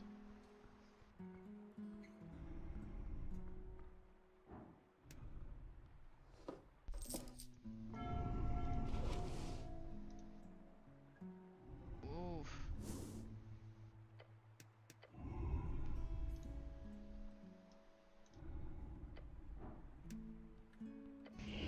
You built a ball of feathers and wings and really, really sharp claws. A magnificent creature. Too bad he's clearly overfed. This is a griffin. It's a somewhat intelligent magical beast. A griffin, a famous magical beast of old Dominor. Terribly useful mounts, used by those with the funds to support their breeding and taming, most famously by the Sturm Riders. The Sturm Riders are a group of highly skilled griffin riders. These days they are employed by several free cities of reeds. You require to speak with animals to communicate properly, of course. See a pool of drool forming underneath the open beak of the beast. Wait, look behind it. Enter to the warehouse on the other roof. If you want to get inside, you're gonna have to get past this bad boy. I'm not gonna engage that thing. That's gonna kill me.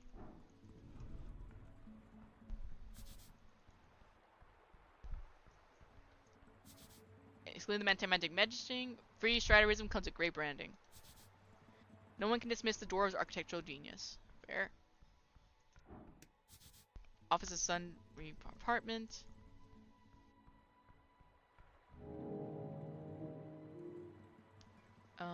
Okay. Here's a recoup on the wonderful scheme. Oh boy, we're screwed on that one. Okay. So, oh. Deep groaning the bell of water lane. Okay, let me check the questing tree again for the tea shop. Okay, so we gotta go back to Tolstead.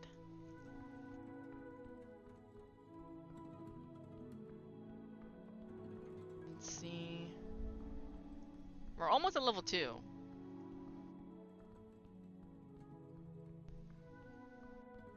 Oh. The pipes connected with the vast sewer system of Tolstad. Okay, let's go back up here.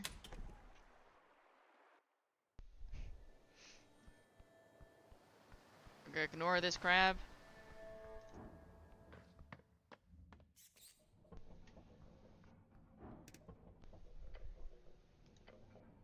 Okay, climb the ladder.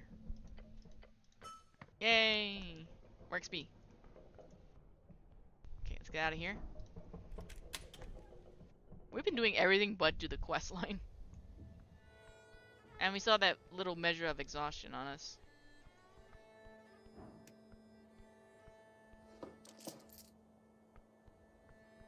You know, I'm absolutely stealing everything. A handful of bicycles are stationed at the local rack. A tool for the common man to reach distance effectively and safely. They're stationed in many places around the city, usually in locales with lots of stairs. There's a stillness here, an uncommon sight at the heart of the city. Not a lot of bikes. The usual commuters are probably too scared to head past the tea shop. This particular bike is yours. Where's the key? Not here. Did you lose it somewhere? Don't go wandering around looking for your key, it's just a bike. Don't say that, it's a wonderful bike. A manly bike. A rusty bike. Can the key be a quest? The key? That does sound like a quest you would get. Sounds like a shitty quest. Find the missing key. The mystery of the bike key. Something like that would be perfect. No quest to be found here, just sadness. Damn.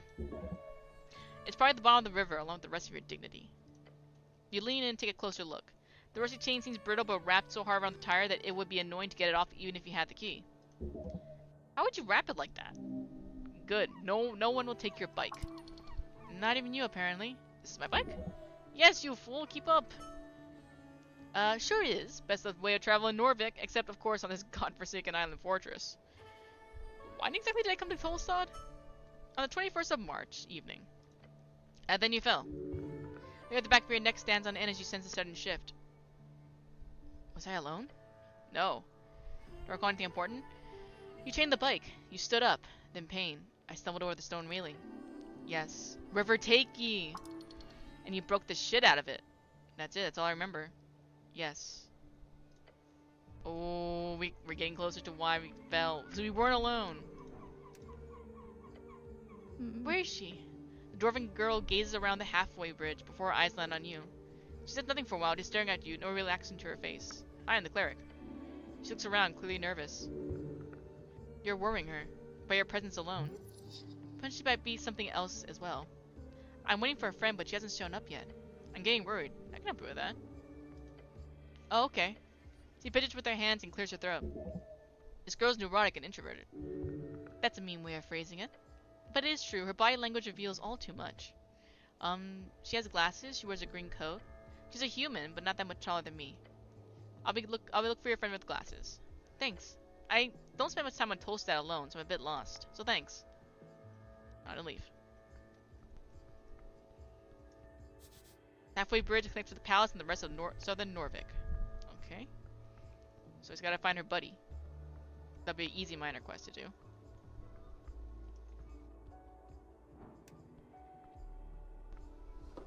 More crowns.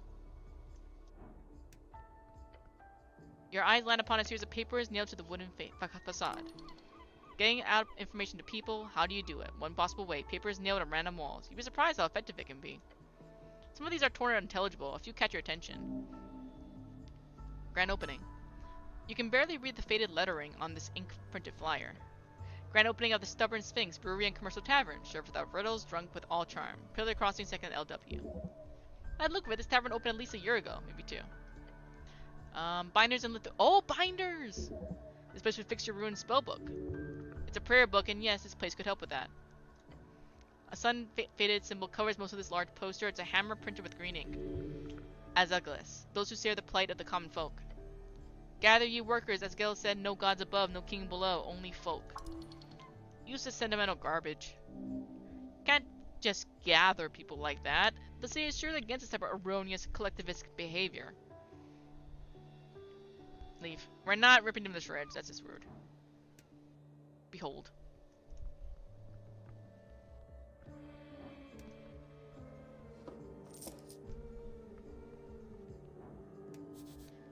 Our Lady's apartments. Okay.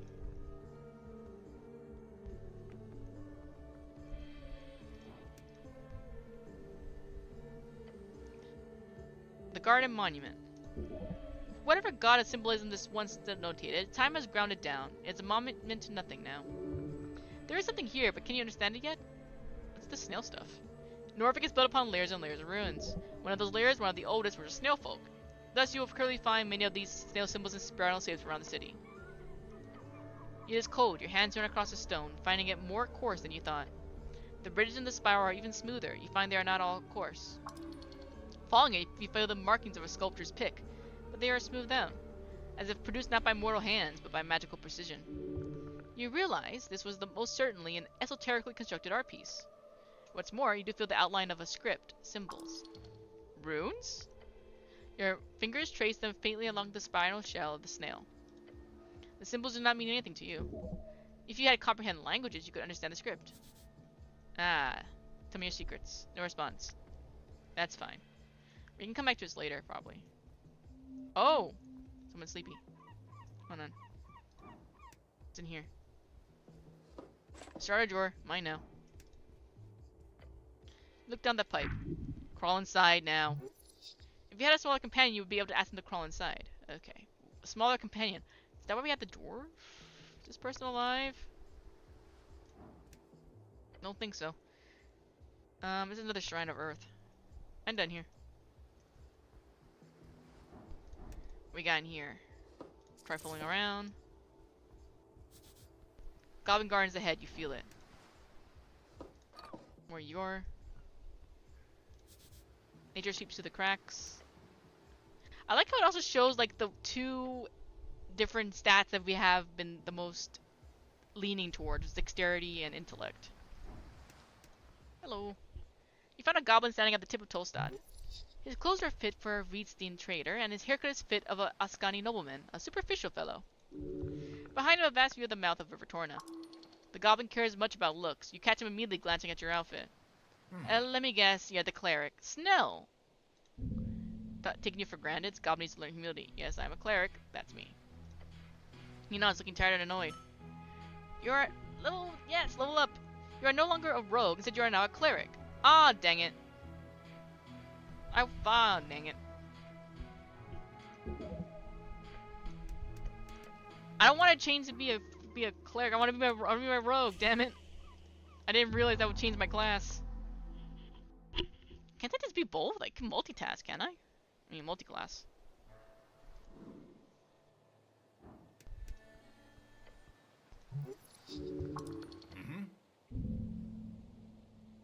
No, I'm not.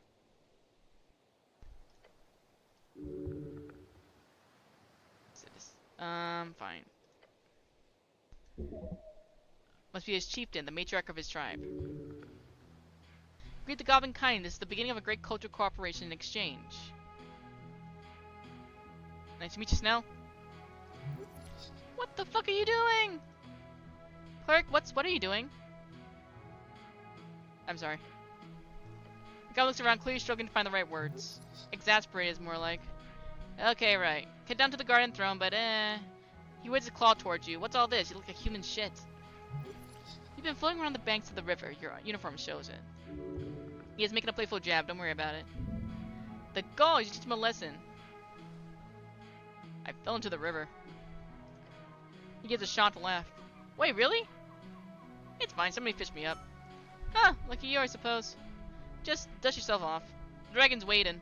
And trust me, you don't want to disappoint her. Tell me more about this lady. Sure, for starters, she's the most powerful woman in Norvik. And considering there was an explosion yesterday here, right in the middle of her territory, it's about time you do your damn job, cleric. Is she spooky? Yeah, real scary. Insult her and she'll bite your head off. And she'll scorch your corpse to dust. A jest, I'm sure. He laughs and crosses his arms. But seriously, she will fuck you up if you annoy her. She's not. Okay, leave me to her. Good, just be sure to make it perfectly clear some ground rules. Don't say anything stupid. Don't climb the trees. Stay away from the edges, and He grins, showing off his paw's fangs. Enter the garden, cleric. The goblin scurries down the stairs. Seems to be in a hurry. The dragon sounds dangerous. Keep track of her fangs. Tell her what she wants to hear, and you'll be fine. You look out over the river. The cold Ascani wind seeps through the cracks of your helmet. Earth be blessed. He is always with you. Earth better help me, because this is gonna be rough. Oh. The railings follow the security standards. The secret river fights against red rocks. Keep going. Okay, so we got experience now. Let's see. So we can get feats too. Deep storage. A bunch of random crap with us. Well, we're as good as we'll ever be.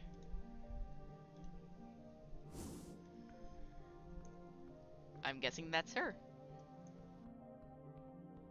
Actually, this might not be her.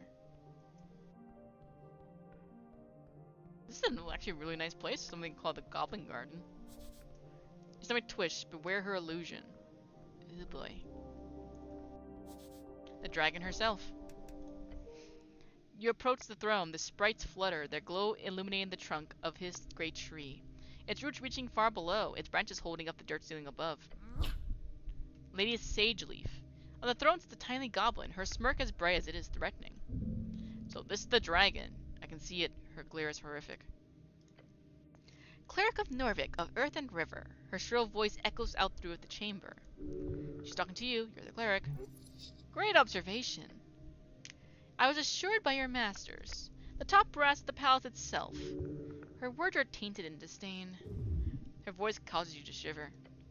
They told me a cleric of the highest standing would arrive within the hour. So tell me, human. You should run, but no way, you can't, but you should.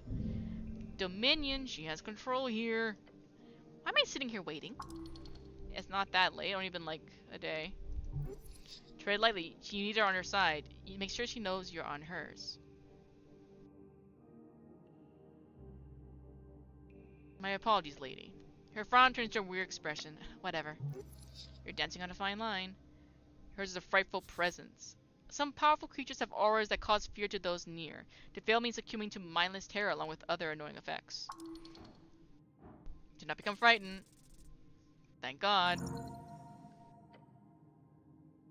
You brace your entire being as you meet her glare. With trembling innards, you resist. She lifts her chin. You stand. Good.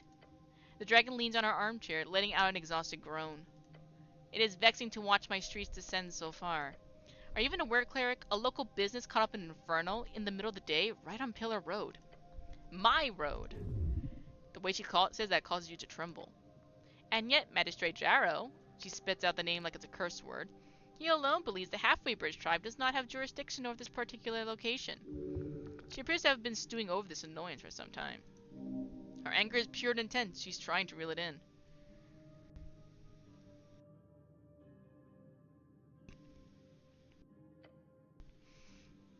Because you're the fool born out of nepotism and alcohol. You know, I can't blame her for that. Sick burn. Horrific slander. Sounds awesome. Where'd you use a jurisdiction? She leans back and picks something from between her fangs. I have an official recognition of law in Lower Tolstad. The definition of that has always been vague. Some see it as anything below ground, some as below water level. And where's tea shop? It is or was rented out of a corner of the central fort, just above the holes next to the pillar. The hole is a common slang for the central spire of apartments in Tolstad. The lower ones are less fancy. She snaps her fingers towards the goblin to her right. And that means it's a part of the core foundation of this island fortress. Therefore, the property is legally an underground rental unit, he says, bowing his head. Lady. My people have been handling that damn crow's contract for years. I'll leave your stream as white noise. I'm falling asleep. Aw, have a nice night, Franco. But no, suddenly when the entire unit goes up in flames, that's when my people no longer have the right to enter the premises, to deal with it, to clean up, even. No, suddenly it is the city's business and we should keep our noses out of it. Corruption, plain and simple. Sounds shady. Normal business in Norvik. And don't get me started on the actual effect this has on my people. Snell, he says and beckons toward the comely goblin. He approaches the roots and takes a bow. Lady Sageleaf. And he turns to you. The magistrate says it was an accident involving a fireplace failure. They've yet to send anyone in to investigate the scene. You want to check it out yourselves? Of course! The lady glances at him, to which he responds by making a nervous face. He's embarrassed. The explosion occurred on the 31st of March, just past noon. Who were the injured? We only managed to get one name of the chaos. A certain Frank, son of Frank, was said to have walked away with lesser burns. That's a sort of prefix used by Earthfolk, a human most likely. Huh, that ain't a real name. He was apparently dressed in a fancy yellow outfit, whatever that means. Beyond that, we have some conflicting accounts. One person said, quote, he looked like one of those dungeoneers you hear, a real adventuring man, end quote. Another said he was looking to get out of trouble, heading right down the stairs to Water Lane. Either he went down to the dungeon or to Water Lane. Got it. And remember, if he's wearing yellow, he's got style. A dungeoneer? If you believe it, the con was from one of the militia members. Was he inside at the time? I doubt it, considering the state of the building. Where is he now? We don't know. They have not located the man despite major efforts. Sounds like you were handed a tough hand. Yeah. Although one of the militia members mentioned him just calmly walking away down the stairs. Maybe down to the crossing or somewhere else, we don't know. Down to Water Lane? Yeah, it seems like he was heading in that direction, though down could mean a number of things, Water Lane included. Frank, son of Frank? Yeah. The goblin knows it's fake, but it's their only lead. That's a fake name. Uh-huh. Fancy yellow outfit? I'm assuming some kind of Red Sea fashion. Why is he there? We don't know. He's annoyed to have answered that question. Anything else you do know? Snow gives a nervous look to his master before answering you. We have theories, but we need proof. Blade raises her claw. The unveiling has begun, cleric. The secret's in the ashes. Corruption, madness. She claws at her wooden throne. Politics. Rambling of fools. Bureaucracy wears her down. This is clearly the work of a rogue spellcaster, someone who cannot go unpunished. A spell would indeed be the only logical answer for such destruction. I will bring justice to Norvik. I certainly hope so. Lady clears her throat, loudly. Everyone holds their breath when she speaks. Dragon of Tolstad completed. I formally declare a joint venture. The Halfway Bridge tribe and the Earthguard city clerics shall investigate the tea shop on Pillar Road and bring justice to those who seek harm during the peace. No creature, foul or fair, shall escape my rage. The words seep out from her maw, burning the air. Every goblin in the chamber looks upon her in awe. She is theirs to serve. The dragon has spoken. Nod solemnly. He looks upon you with a grim expression. Snell, she says, wavering towards him. Yes, Lady Sageleaf, he says, bowing his head. You're the handler of this case. You've worked on it since the explosion. You know more than anyone. He gets a goblin trying to stop a grin from spraying across his face. Ooh la la, complimented by his queen. I want you to represent the tribe in this venture. His face lights up. A goblin and a cleric, together you will have access to both Upper and Lower Tolstad. You're going to have the pretty boy around? Damn, I thought this was going to be fun. His expression is that of shock. He did not expect this. Dragon of Tolstad completed. Do not disappoint me, Snow. I knew marriage at the party. He ignores you. The goblin takes a deep bow. Yes, Lady Sageleaf, your will be done. At your service, Lady Sageleaf. She grins. Yes, yes, you are. Snow takes a step forward. First priority is a tea shop. We need to gain access. Your new goblin companion gives you a quick wave. Let's go, cleric. Snow has joined his companion. You can speak with him if you need help finding your way around Tolstad. One friend. Yeah, we got him. We got a buddy. For as much as she told you, there's a danger you're missing here. Blade is keeping information from you. You should investigate the tea shop thoroughly. And the witness. Yeah, our Frank, dressed in yellow. He winces. Gods, that's funny. Either over on Water Lane or down the city below. The port of the dungeon. I suggest the port, since it's slightly less life-threatening, generally speaking. How do we get access? Talk to your boss, Darrow. Or I guess he's not your direct boss or whatever, but you need to gain an audience with him if you want to step inside the tea shop. Let's go.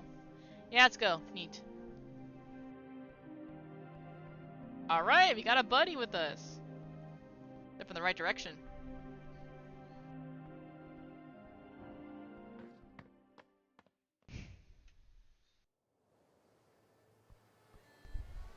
Alright, so we gotta... Do we have a map? I would like if there was a map. You have 2 in Rogue, 1 in Cleric. The hell? We're saving just in case, because what is this? Huh. You raise your head towards the sky. Above you sits a tiny bright creature. His wings flutter faintly in the wind. The fiend throws a quick glance your way. He is annoyed. Hello, I'm from the local government. A sigh escapes the fiend's maw. He slowly puts down the paper. The paper is actually a torn out page from a magazine. Magazine. A periodical publication generally containing short stories, adverts, investigative journalism, or erotica. Oh.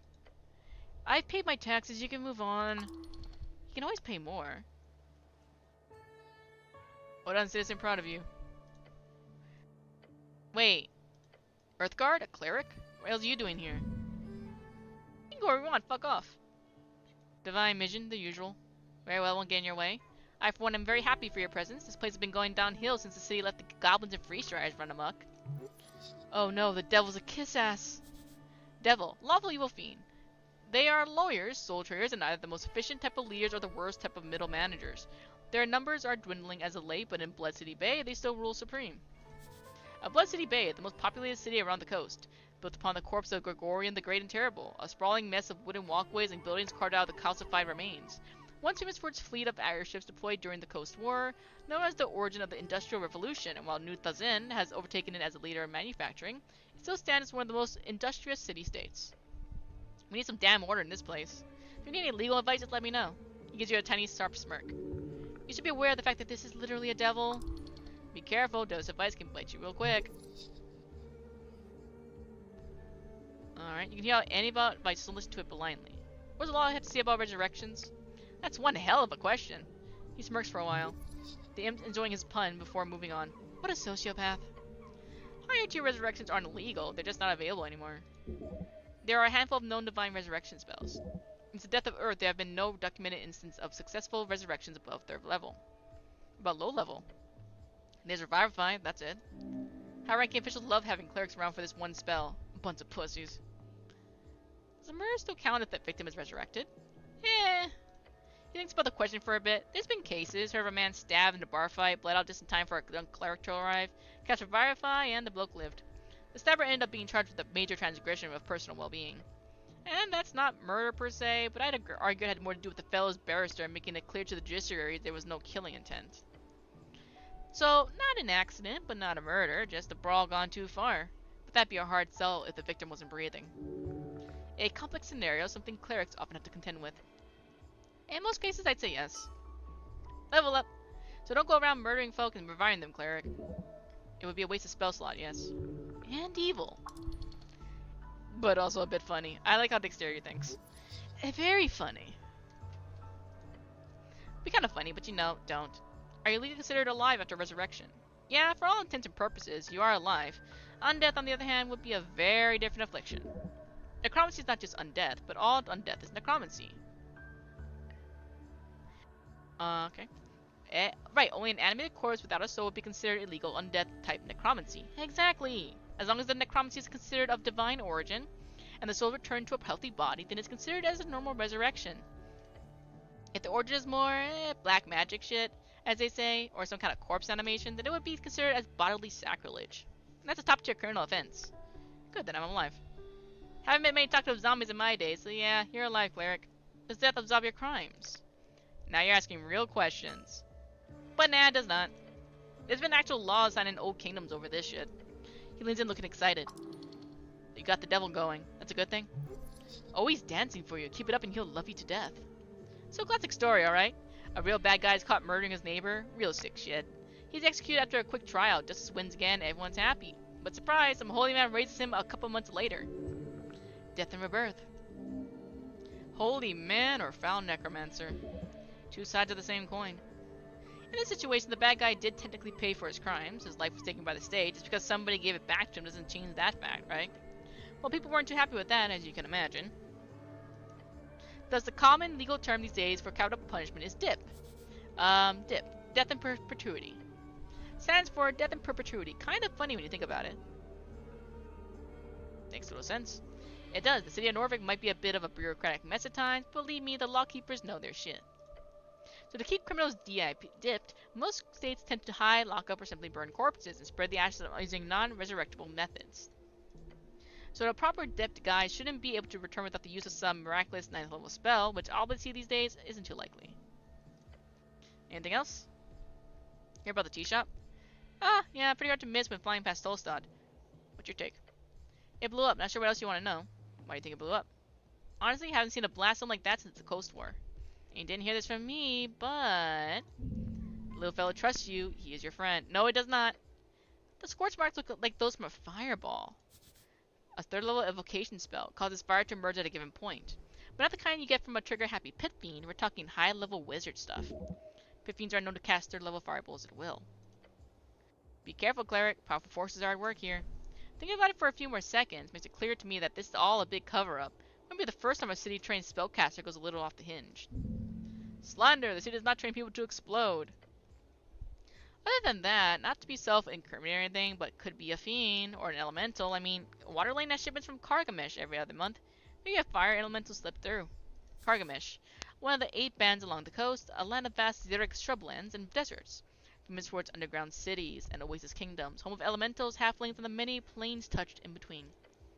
Who knows? Huh? Easy answer tends to be the right one, but someone's not so sure. 10 is the currency of the Free Strata Revolution. While free cities have multiple currencies, the magical paper money of Reed is quickly growing to the most valuable across the coast. I think it's a rogue spellcaster. It's the simplest answer. But it's just having a chat with the owner of the tea shop, who knows what feathers were ruffled, eh? He gives you an ominous chuckle. Jason? Wait, can we put him in the pipe? Oh, wait. I want to try the pipe. I might lose him, so just in case we're saving. Hey, Snub, took that out for me? Check out what? The hole, go inside. You seriously think He stammers and points at the pipe. You do that yourself. I'll help kick you if you get stuck. The goblins want to go inside the pipe before it's disgusting. Come on, Snell. It's the only way we will ever solve this mystery. No, both to me crawling to that ship pipe, and that it would somehow solve the mystery. Idea rejected. Fine, I'll do it myself. You're gonna be a little craven about it. Oh boy. You can't seem to get further without immense force. Enter the hole. Constitution, you're the worst. Nothing's looking getting anywhere. You keep going, it'll be great. Did you enjoy yourself at your expense? Push forward.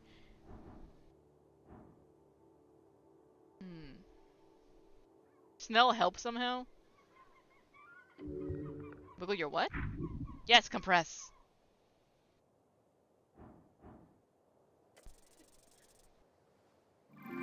How the hell? Not 20. Let's go.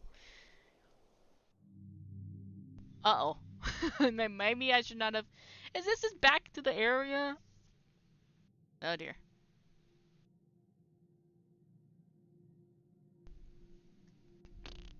Snell? Maybe I shouldn't have done that. Yeah, maybe I should have done that. Oh, here we go. Let's see. We can actually level up.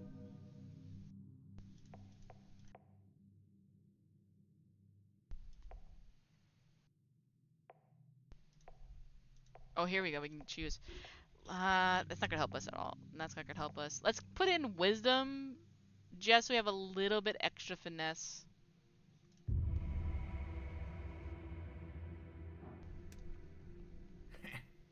You approach a companion. What's going on with it?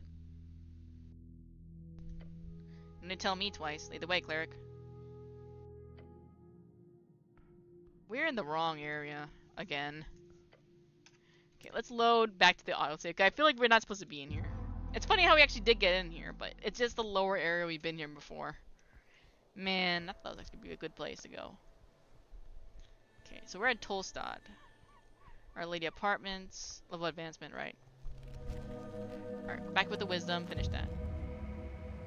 Okay. We already yapped all the way to this dude. Oh! Hello. On the edge of the ruinous amphitheater, you see an orc sitting on one of the many loosened bricks. It looks like she's waiting for something, or someone. Orc, big brutes of devilish origin. They're rare in Norvik, most of them can be found in Feltire. Feltire, a land of elven ruins with magically fertile lowlands in between. In its center sits Blood City Bay, the largest city on the coast, but all the corpse, or rather just ahead, of Gorgorian. Agent Vira, excluding an air of authority around her, the large woman gives you a wry smile, her tusks are gleaming. Not just physically imposing, this orc knows how to exert power in other ways as well. You spot the merchant's mark on her jacket sleeve, a heart with the initials of the Norvikin Free Strata Regiment. What's this? Not often we get Earthguard around here. You sure walk around like a damn advertisement with this drab uniform. She presents her palm to you. Evita is my name. I am second in command, Guild Agent of Tolstad. Nice to meet you. Be nice to her. She's a free strider. Make sure she knows you are a cleric. Do not grab her hand, that's not what this is. I'm Rijam Helm. I'm the cleric. Apologies, not Earth God cleric. I assume the term was interchangeable. Damn it! I did not mean to change my class. Not all Earthguard are spellcasters, not all clerics are Uthgard, but all clerics are spellcasters. She accepts your annoying correction with a smile. Probably means she sees there's no threat at all. A mere puppy. I'd like to know, what's your deal with the dwarves? Oh, them? Complicated as anything. Well, I wouldn't be sitting here wasting my precious day if it wasn't for them. But in short, they're holding an unlawful assembly, and they won't let me take a look at the document proving it. Not first thing at all. I'll speak of these dwarves. Oh, well, good luck. You know what they say about dwarves is so reasonable and pliable. You catch her smirking at her own joke. She means the opposite. Obviously. I'm here on important business. Fascinating. Perhaps you can be a service cleric for your business? To what you know about the tea shop. The tea shop that blew up. Sounds like a magazine tale. I heard it was an accident. The Post mentioned it was in passing. Minor mishap, I believe was the official quote. She weren't anything else, you know? I'm afraid not. I was away at the time at the explosion on the North Wall. North Wall, one of the 5 districts of Norvik. The sign of an outsider. She calls it the North Wall instead of just North Wall. Relax. She'll learn in time. You sure like her, don't you? What's not to like? She looks inland. A term for travel across the endless waste. I did see the smoke. Was a clear day. What do you think was the cause, cleric? Don't get away too much. He's prying. Maybe it was the tea leaves. The leaves? Maybe they caught on fire since they're so dry and also leaves. Interesting theory. I've yet to hear of a tea leaf able to cause such a blast. If you find one, let me know. That would be what we'll do. Hold on, are you here to investigate the tea shop? He has no control over you.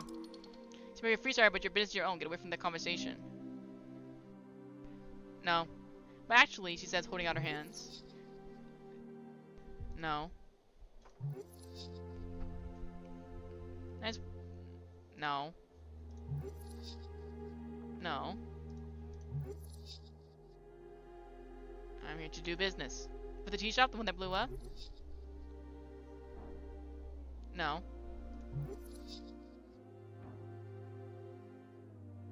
You look lovely today. Thanks. Are you here to take the tea shop? No. Nice weather we're having. No. Think away. Damn it! You failed it. No, don't stop. Come back. Please answer my question before you leave. Oh. Let me ask again. Are you investigating the tea shop? Yes, damn it. I'll be honest, I assumed the city would just ignore it. But they sent you. It's sort of a giveaway. So clearly someone thinks it's an esoteric mess, so they sent a cleric to look into it. What does that mean exactly? It means it's a term to describe whenever anything queer happens, whether the case cause would be regular spell casting or something more esoteric. I'm sure if you know something you couldn't explain rationally, then that would be esoteric. I assumed you of all people would know what it is, considering. Smirks casting a spell with their hands and points to you. Why would the city avoid sending a representative? Duh, because of the election, of course. Look, Tosta has a highly volatile district with lots of extremist ties. If I believe this tea shop acts as a sort of lightning rod. So when a place like that blows up, why would any faction spend resources investigating it? Especially when those resources could be spent on trying to win the terribly important election. A sound reasoning. While some might see it as a corruption, I clarify as more a simple, boring, but ultimately harmless bureaucracy. What have you heard? It blew up, fireplace incident. It's bullshit, of course. Most likely a rogue spellcaster. Well, I'm here now. You sure are, and good luck, cleric. If there's anything the Ascani Reeds Trading Company can do to help you out, let me know. You can easily find me down in our HQ on Water Lane. These miles in a way that clearly breaks down your defenses. Looking forward to seeing you there. I'm done discussing business. You want to move on to more casual topics then? Politics? Nod your head and leave. Ow, we lost a lot of it, except for that. I'll grab that. Let me see. What do we have for inventory? Eat that. Can't eat too full. You're full? Okay, you know what? We'll cast a spell. There we go. And then we'll eat a leaf. Nice.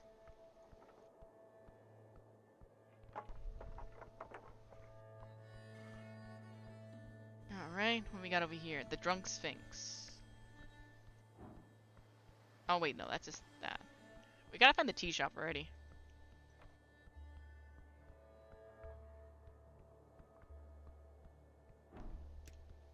Can we get that? A bucket. Oh, this is like a headpiece. I don't want to lose my wisdom though. Oh, here's a tea shop. Crowns. Miss scorch marks and cracked masonry approach the doorway. There are several planks blocking the passage. Huh? The tea shop. What a mess. Take a peek inside. A powerful force left these marks. Passing with several nails, you'll see a paper. The goblin clears his throat and begins reading the bold letters at the top of the paper. Coin Lords meet updated. City notice of trespassing. This doesn't include me, does it? I'm no expert in city law, but your command suddenly kicks the plank, setting a subtle ripple of blue energy around his foot. I think I wouldn't sneak in by myself if I could. It's sealed, you ain't going in without the magistrate's approval. As you do, subtle ripples of blue energy appear around your gloved hand. It's sealed. As you move your hand away, the faint aura simmers in dark translucent blue and then fades away. Yep. This feels like trouble. Standard procedure for crime scenes. Route to lock people out, crime scenes to be public. Look beyond the planks. Your cat glances at still shadows beyond. A counter, fallen wooden beams. This place is a mess. A scorch mess. What kind of magic is this? It's arcane lock, casting out a bunch of planks is unorthodox, but obviously they got it working. It has a second level abjuration spell. It's used all over the towers. You need a paraphrase to unseal it. Can I guess the paraphrase? Guess? Guess? Without knowing who placed it sealed personally and their preferences, even assuming the person who placed it is an idiot who would do something of their own preference, there are millions of sentences. There's no chance in hell if you can simply guess. Now go figure something else out. As long as there's blue assholes in the way, no, you'll need another way in. Think I can break it open, Snow? I'd love to see you try. Go for it, I believe in you, cleric. The goblin's heart is on your side. He is half mocking you. Scorch marks. The marks go far. The flames must have been enormous. Very clear signs of esoteric power. Arguably, these marks could possibly have been caused by a regular fire with a wooden house. The stone masonry does not have enough fuel to carry such flames, unless the building was stacked to the brim with tinder. Okay. Trespassing, 13 holster. A collection of laws surrounding lawful arrest of citizens. You could get in trouble if you enter the tea shop without talking to the coin lord first.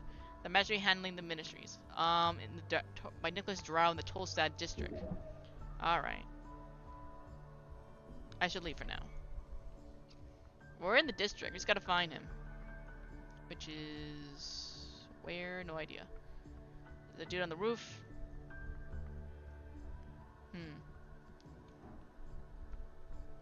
Alright. So we gotta find Darrow.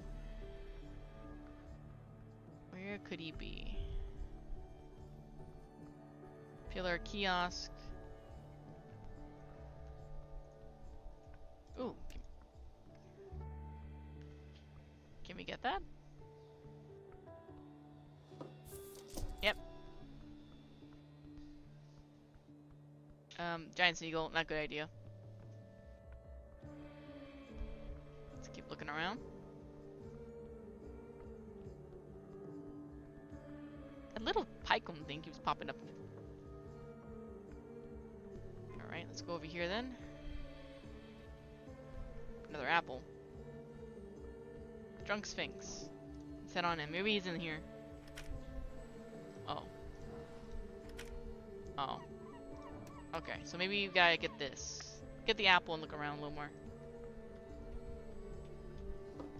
That apple? Hey, food is food.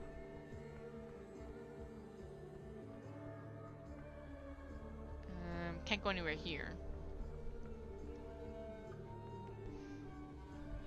It's 1342.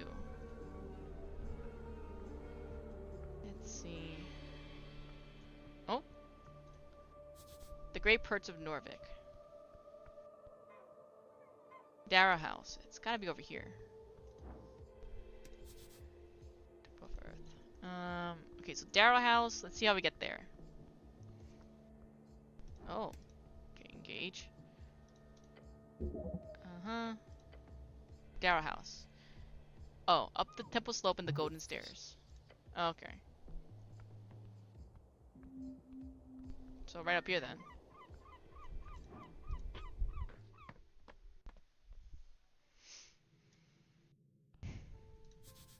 All who pass are mine to keep. You see a bunch of scattered boxes and iron poles. Who tossed these in a pile? If the free tribes were in charge, this would be organized already. This pile is a wonderful metaphor for democracy. Arcane. How long do I have until the election? 5 days. Cool. The duck. Oh. What's this over here? Can we take a flower? Heck yeah. Time reclaims all. Yeah, probably not the best place to be. Goblin was here. You also notice a message carved at the base of the art piece. This was not of the artist's intention. It says Goblin was here. Heresy. What kind of engrave would defile a sacred object? Many. Seems like goblins work again. Humans sure do like their wood and stuff. Goblin was here? Vandalization. This happened because you are a weak man with a small member. What the fuck? Strike, what's wrong with you? And the entire world will continue to degrade over the centuries because of it. It's okay, just the way things are. Famous artist, that guy. Never seen him, but you've definitely seen his work. A bit rude just to carve his name into the statue like that, but he's known to be a bit of a dick swinger. If I meet this goblin fellow, I will personally... It's no big deal, doesn't matter. Really? There's no monument. The past is in the past. Sure. Goblin is an artist. He's technically wanted in most districts. But no one ever knows if he's real. Might be a dozen little guys running around with painted carving tools. Who knows? Let's try to remove this message. Is that really your duty? Easy job. You have to take that carving knife with the handles and... Yes! Let's go! You start working. Picking up the tiny carving knife, the same that was used to scratch the wood. You can clean this up real quick. Spend 10 minutes. With dexterous fingers, you precisely carve a layer off the statues. 10 XP. Within a few minutes, the message is entirely gone. Success. Hanging on to a dead god. It's sad. Fine craftsmanship is what it is. You could have been a woodcarver in another life. If there's any way lucrative from here, that is. It's better now. You did almost nothing, but it is something. Hells yeah, you did great. Only problem? You did it for free, like some welfare janitor. Guess I can give a quote. Work is done. Can I get my spells now? Let me see. I got prayer of healing, let's go. Okay, and I guess we can get everything like there. Okay. Alright, we're good to go. Okay, so definitely not over here, so we gotta leave this place and try and find the other area.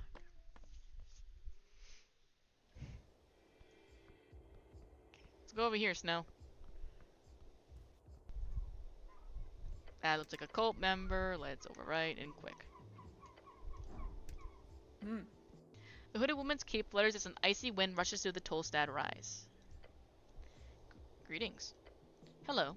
Her voice is emotionless and spoken from deep in her chest. I am Chamar. I hail from the slopes of the mountain. She bows her head slowly. A Gordon Horde servant. Goldenhorn, remnants of a celestial empire in the Divini Totem, led by a horrifying choir, a hyper-intelligent light being. They spread fear throughout their lands as well as parts of Eastern Ascani. The Divani Totem, with 8 bands along the coast. Divine welfare, one of the 3 pillars of magic. A human from the Divani Totem? Lovely to see a visitor in my great city. She bows her head again. Did not have much time to talk. Why are you staring at me so much? Is that a bad thing to do in the city? If not for a good reason. What reason? Flirting or hatred? If you're flirting, flirting. Ouch. Thank you for informing me, stranger. Ah, great. Some of this hurts your ego to an intense degree. She does not like you that way. That's more than okay. Even if it is a bit painful. I will stop making eye contact in accordance to the local norms. Speak so mechanically, strange woman. Waiting about the tea shop. I did not spend time on Tolstad. I am on business here today and will soon leave. I'm sorry for the destruction it brought upon your city. Wow, I was so offended by that. I lost health. What are you voting for in the election? I'm not a citizen of the city. Democratization. Also, democracy is not something I approve of. She knows well how foolish it is. You don't want a voice? She looks up to the sky. Men are weak. We speak so much, breed, and spread like an historic wave. And we do not have a view of the long term. Democracy depends on the folk being informed. They are not. What if we informed them better? It's a hypothetical scenario. If folk could gain access to all information, they would still not be able to know what is true and not. That is very true. That is very, very true. Men are not built to make such important decisions en masse. We are lambs. We follow those greater beings. To answer your question, stranger, I'd vote for whoever stopped this foolish democratic dream.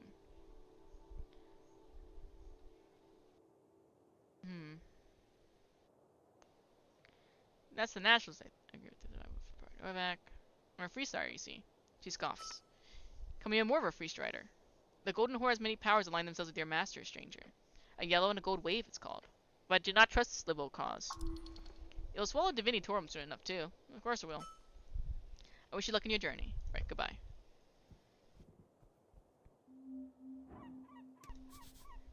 Okay, north is the Darrow House, or over here. Yep, here we go. Well, that's an angel, or an Asmir. What the hell? Eder, City Sworn Angel. Okay, so maybe we don't have to talk to him. We're good. Apples? Apples. Oh no. See anything suspicious? Not to reach the apples on the roof. We have to use Mage Hand, of course. Huh.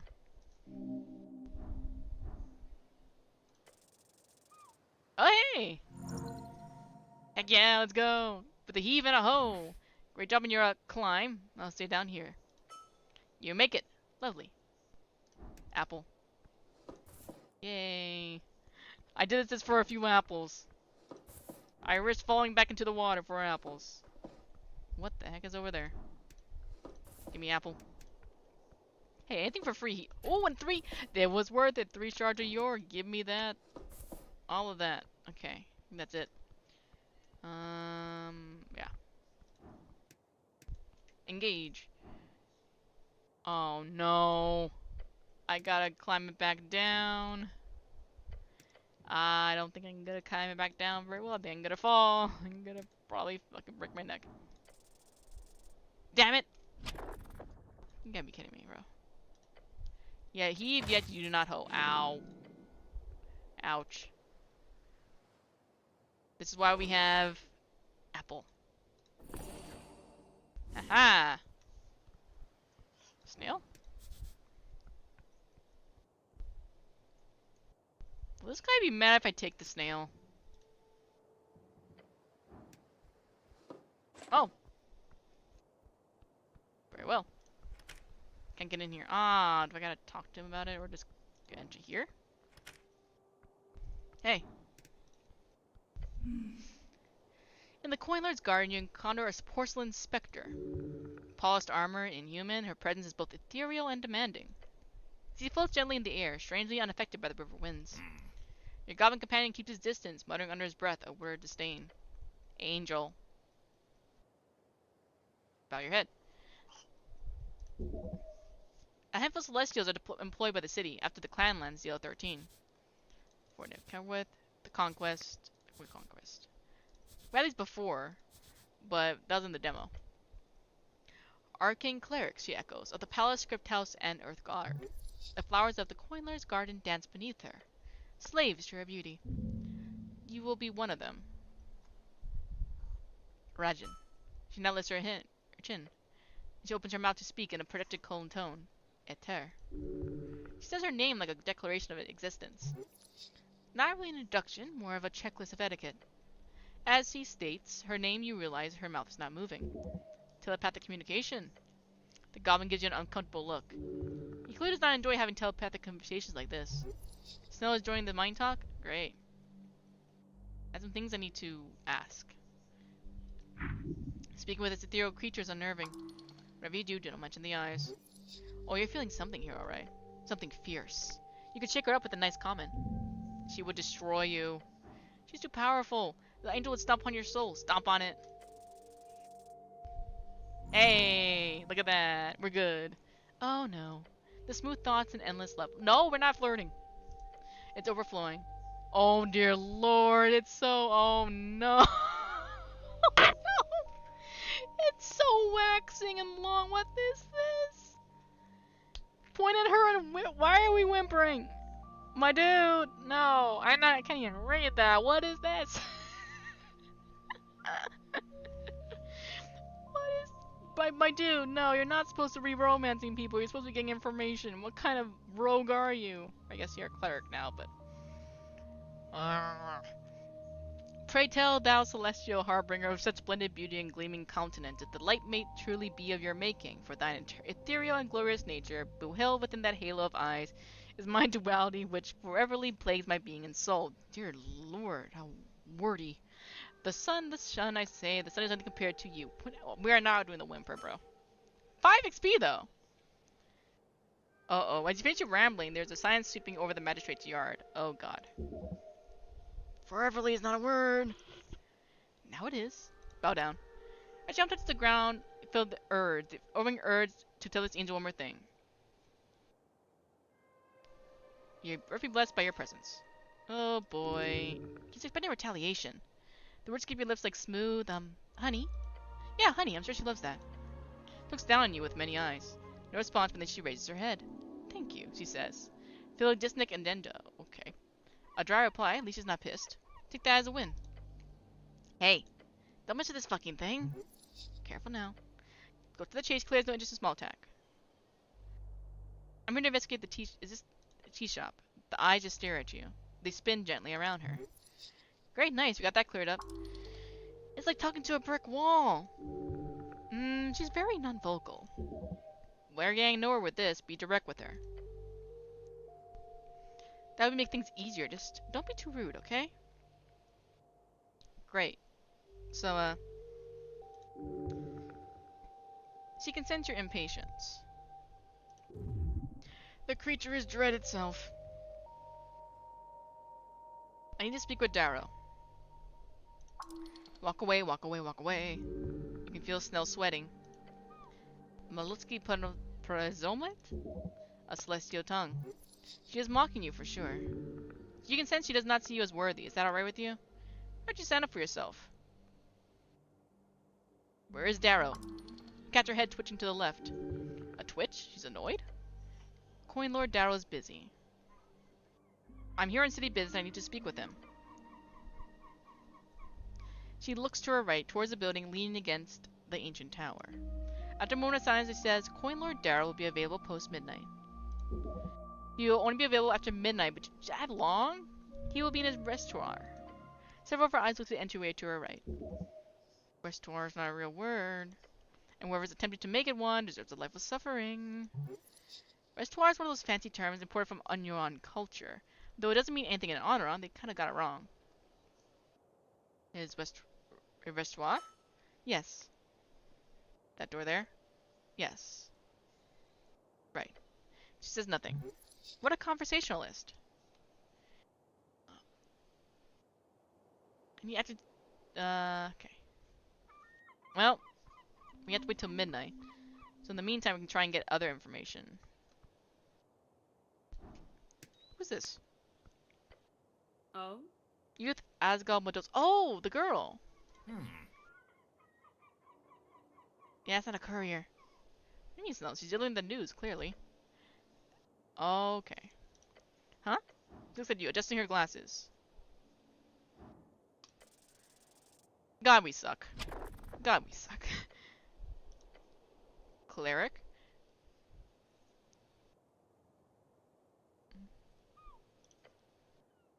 The thick magazine has gotten stuck. You push and push it, it won't go in. Young and dumb updated. I don't have time for this. Ouch. Well, this, you hear a voice call out from down the alley. Let's go. She glances at the stack of papers and mutters to herself. Ah, shit. You gotta get done before evening, otherwise Waterlane is screwed. You hear the girl in green groan as she grabs her stack of papers. Then she rushes down the alleyway. That's what that was about. But did you see the armband? Asgalist. The armband, yes. She's an Asgalist. I'll keep pushing. Oh my god, push. I don't think it's going to. Keep pushing. You press harder, exerting force onto what is either the paper or a piece of the mailbox that feels like paper. I got hurt. Here's something cracking your shoulder. Oh my god, dislocated my shoulder for that? As you do, the door next to the mailbox opens. See a middle-aged woman glaring at you from the half-open doorway. She carefully and silently accepts it before closing the door in your face. Success! Poor lady. Now can you leave before I die of embarrassment? Sorry, Snow. I need to kill myself. Again. Good thing we have a lot of these. Consume. Cough. I find a way to sell this milk. Let's go toast that. Dang it. Okay. So we gotta wait. Let's see. We could try the dungeon again, but we're not level 3. We're level 2.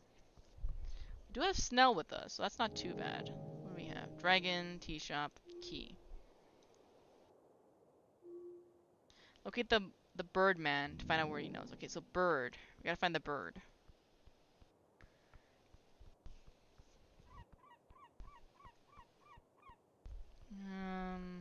Let's see. Bird.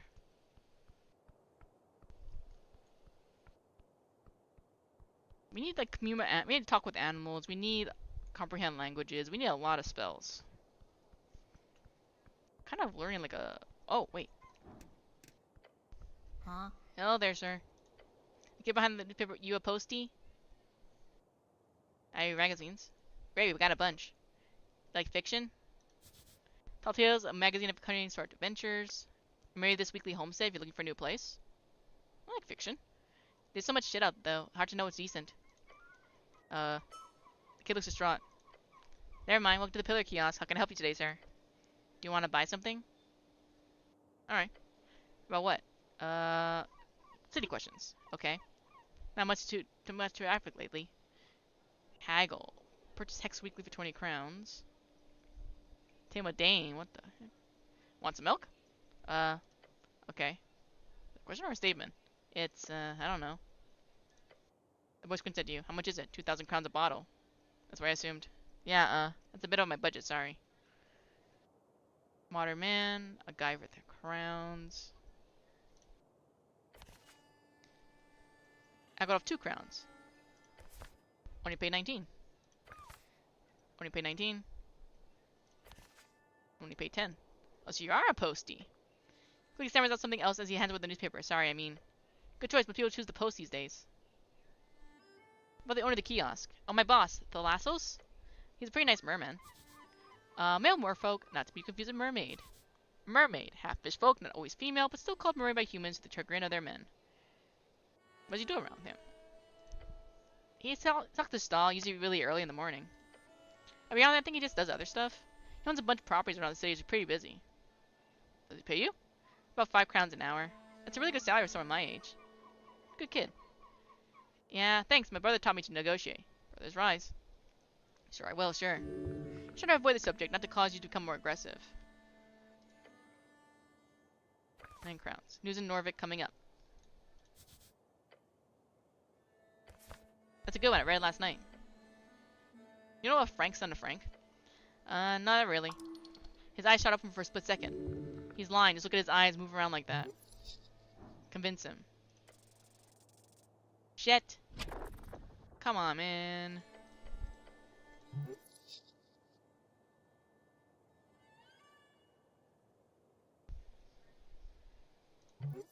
I said don't to both. The slam frightens me, jumps back. Don't worry, kid, I won't get violent. Okay, good. He looks terrified. Finish yard, try it again. Okay, thank God, we got it on the second go. The power of manipulation flows through you. It's an historic effect, really. If there's anything else you remember, the city needs to know, kid. Okay, maybe. Oh, there was one more thing. He's dragging this out. Asshole. He enjoys the attention. I saw some dude with a big yellow backpack. That was early in the morning, but he stood out like a sore thumb, plus he bought a Free Strider magazine. What do you look like? I don't know, curly black hair, short beard, take your time. The kid thinks about it. The fellow was an earth folk. Fancy clothes covered in dirt. I guess would be a Ridsian merchant. Felt like he was trying to hold a low profile. He tried to sell anything? No, he was very polite, but didn't stay long. Did you get his name? I asked since he was so out of place, but he gave me a fake name and a thumbs up. The kid shook his head. Ridiculous. What's the fake name? Oh shit. Frank, son of Frank.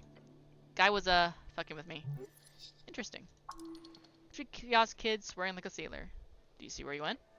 Yeah, down. Said he had an important meeting, wherever that means. Yeah, one of those open up the port signs, bunch of bullcrap. The kid thinks about it. The fellow wasn't Earth folk. Plenty of clothes covered in dirt. What? What was the fake name? Frank's Anna Frank. Guy wasn't fucking with me. Interesting. Thank you for the information, citizen. No problem, citizen. Hold on. Yeah? Can I ask you a favor? How much? Just nod. There's I've heard there's been trouble down on Waterlane tonight. Please will make sure that nothing happens. Why do you care if there's trouble on Tolstad? Please just do it. Okay. Can we read our stuff now? Dexterity. Okay, so we can put stuff aside to get more stuff. Charisma. +2 wisdom, but we get -3 strength. +2 strength, but -2 charisma. Lord, the art on that. The modern man. 1 strength, -1 charisma. So these are all things that it can. Okay, this is kind of cool. It can add or minus depending.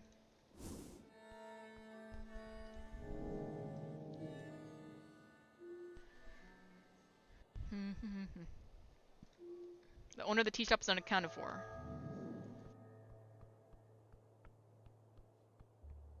Okay, zoom out. Let's see. Behold, come after midnight-ish.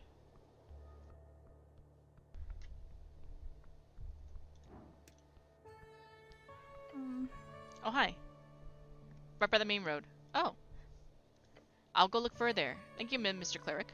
She curtsies before you. And scurries off. Another good deed done.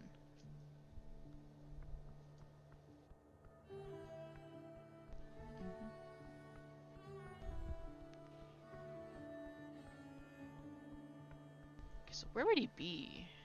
I'm trying to think of where else we could go. We haven't checked yet. Look for a birdman. We gotta go onto the water lane.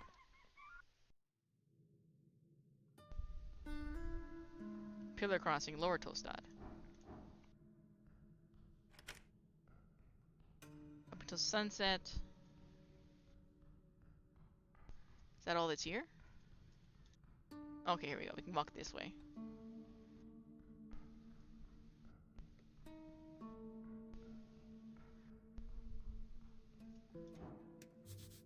Dormitory.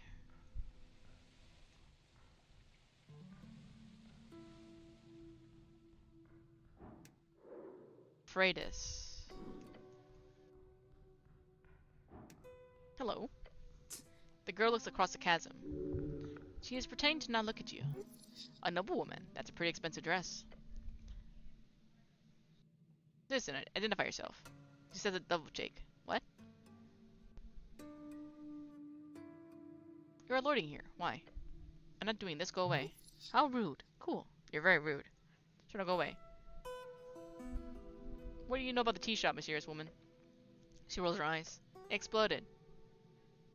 Everyone keeps saying that. Duh. Get the feeling you don't want to talk about it. Don't have anything to say. That's all for now.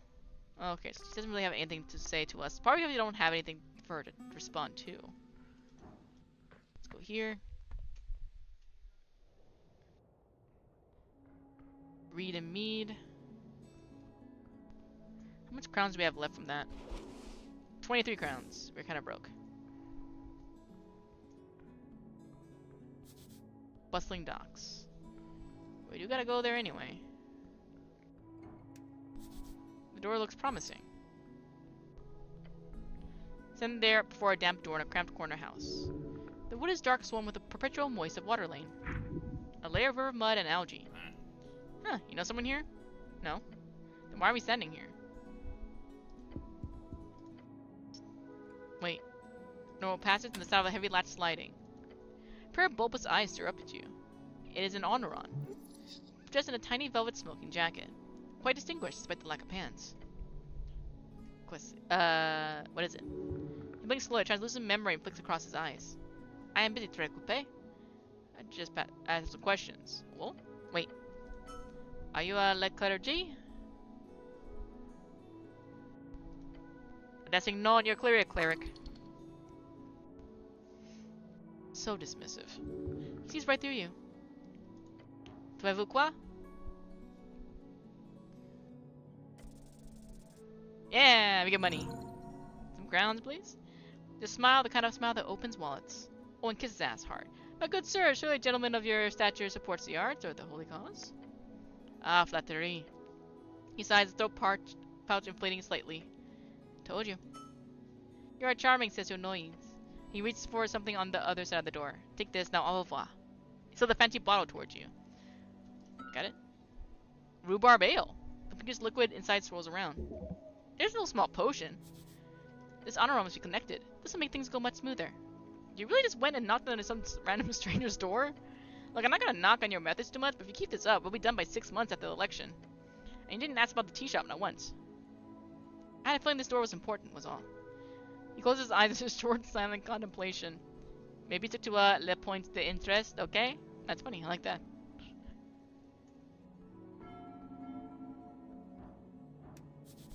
We are close for today.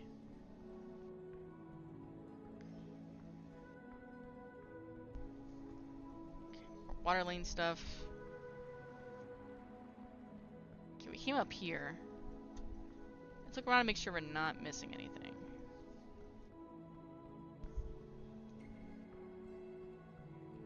Try and go down here. Or not, I guess. Can we not? Huh. Suppose not. Free charted compounds. Closed, barred shut.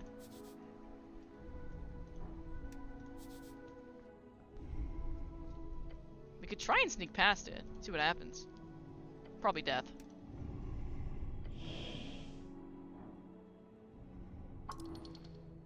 Alright, let's do this. Come on, dexterity.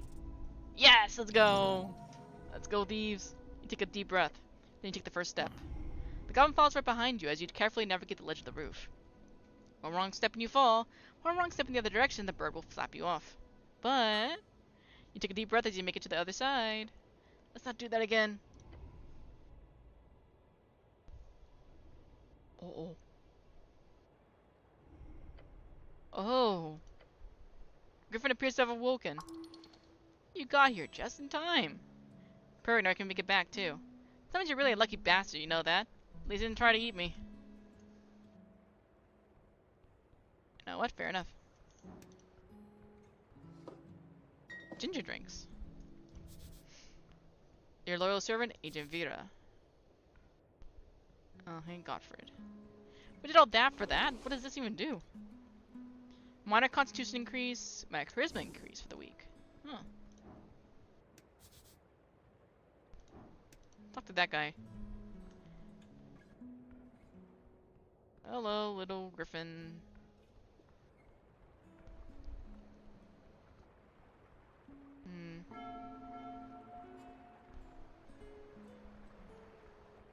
Okay, let's look at our quests again. Let's see. Milking coin.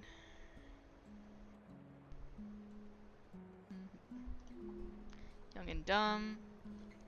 A Tolstat. Your worth is based only on the marriage you get from them. You go get a date, a real date. Good luck. We gotta get a date with one of these people? Well, that's not gonna work. 100 pieces. Phoenix Folio. Class conflict. So we're 2 to cleric, 3 to rogue. He's available at night.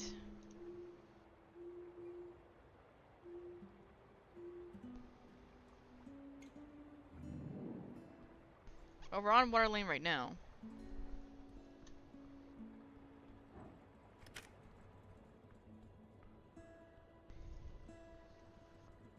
No, the griffin's not gonna try and eat us at least, which is good. And we got some XP from that. Those little pinecone gnomes are everywhere too.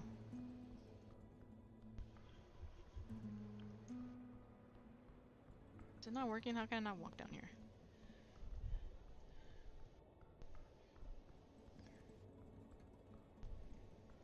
Okay, not here either. Okay, walk here. Zoom out a little bit.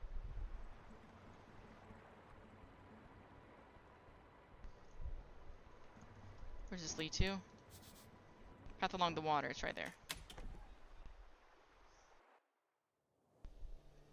Oh, right. Nope. That's a freaking crab again.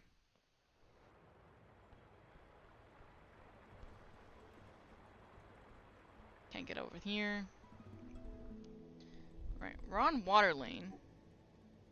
So we're in the right area. It's just a matter of actually getting things done.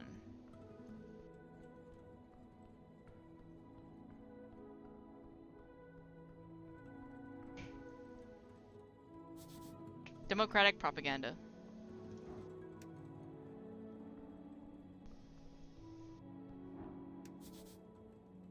Onto the pillar crossing.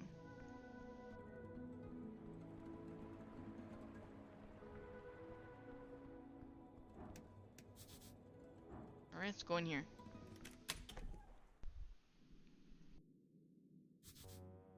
Children drawing on the wall. Almost there, but not yet.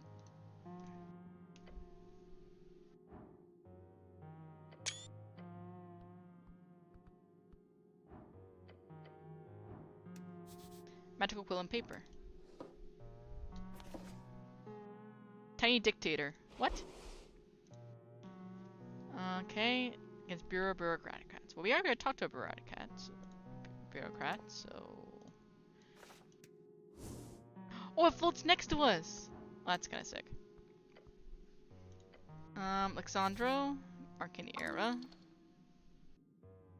Black Book. That's the most evil book I've ever seen! I don't even get that card to be that black. It's like a void. Thick and graphene. That's how they create the darkness on the cover. A memory lingers in this tome. If you open it, you should have a call. The page is so, but a holy script of the Shadow Lord's lost religion. The Shadow Lord, early walking god of the Divine Era, known for his legion of death knights and the grass they held over Old Dominion for close to a century. His city, Salvani, still stands today and is where the remaining Shadow Clerics gather. Are we a Shadow Cleric? Can we be a Shadow Cleric? However, you remember it well. This was the first book you were ordered to study as punishment for your idiotic behavior at the towers. You remember. Your first journey toward the esoteric. Recall it. Hey, yes we go. How liberating it was. To know beyond any doubt how much greatness hid within your mind. Blurred faces, hushed whispers. A crowd of thoughtful peers, each snickering about your hand. A raised hand among a crowd of sheep. Patriarch, it's not just a religious text. They stare at you. It's a spellbook. Those were the words. Oh, how they laughed. He asked you to prove yourself, so you did. I went to the Patriarch, I took the Book of Shadow. Yes, then I... memorized Detect Alignment. You memorized it on the spot, then you cast that ancient spell, once used by the Death Knights of the Shadow Lord to subjugate and control the mind of his people. A spell that is, despite its first level, not learned by most clerics until they grasp the intricacies of higher tier casting. Everyone was left stunned by your excellence. To not only master such a spell, but to do it in seconds instead of days. That moment, it was yours. From that moment, you marked your place in the towers of the greatest spellcaster, the greatest talent among them all. However, as always, the weak fear the strong. That moment also began your ostracization. You would never be among them, never. I have peers. Never have peers, never would they see you in any way as a brother or a comrade. I would be a leader. You are. 30, and you shall be. Gasp for air. Your vision's blurry. It's filled by the pages of that book. It's a good one, despite its religious fervor. As many say, the Shadow Lord was as much as an early Arcanist as he was the greatest of the walking gods. That's kind of cool. So we do have to detect alignment. Here we go. Instant VFA you will indicate to you. Okay.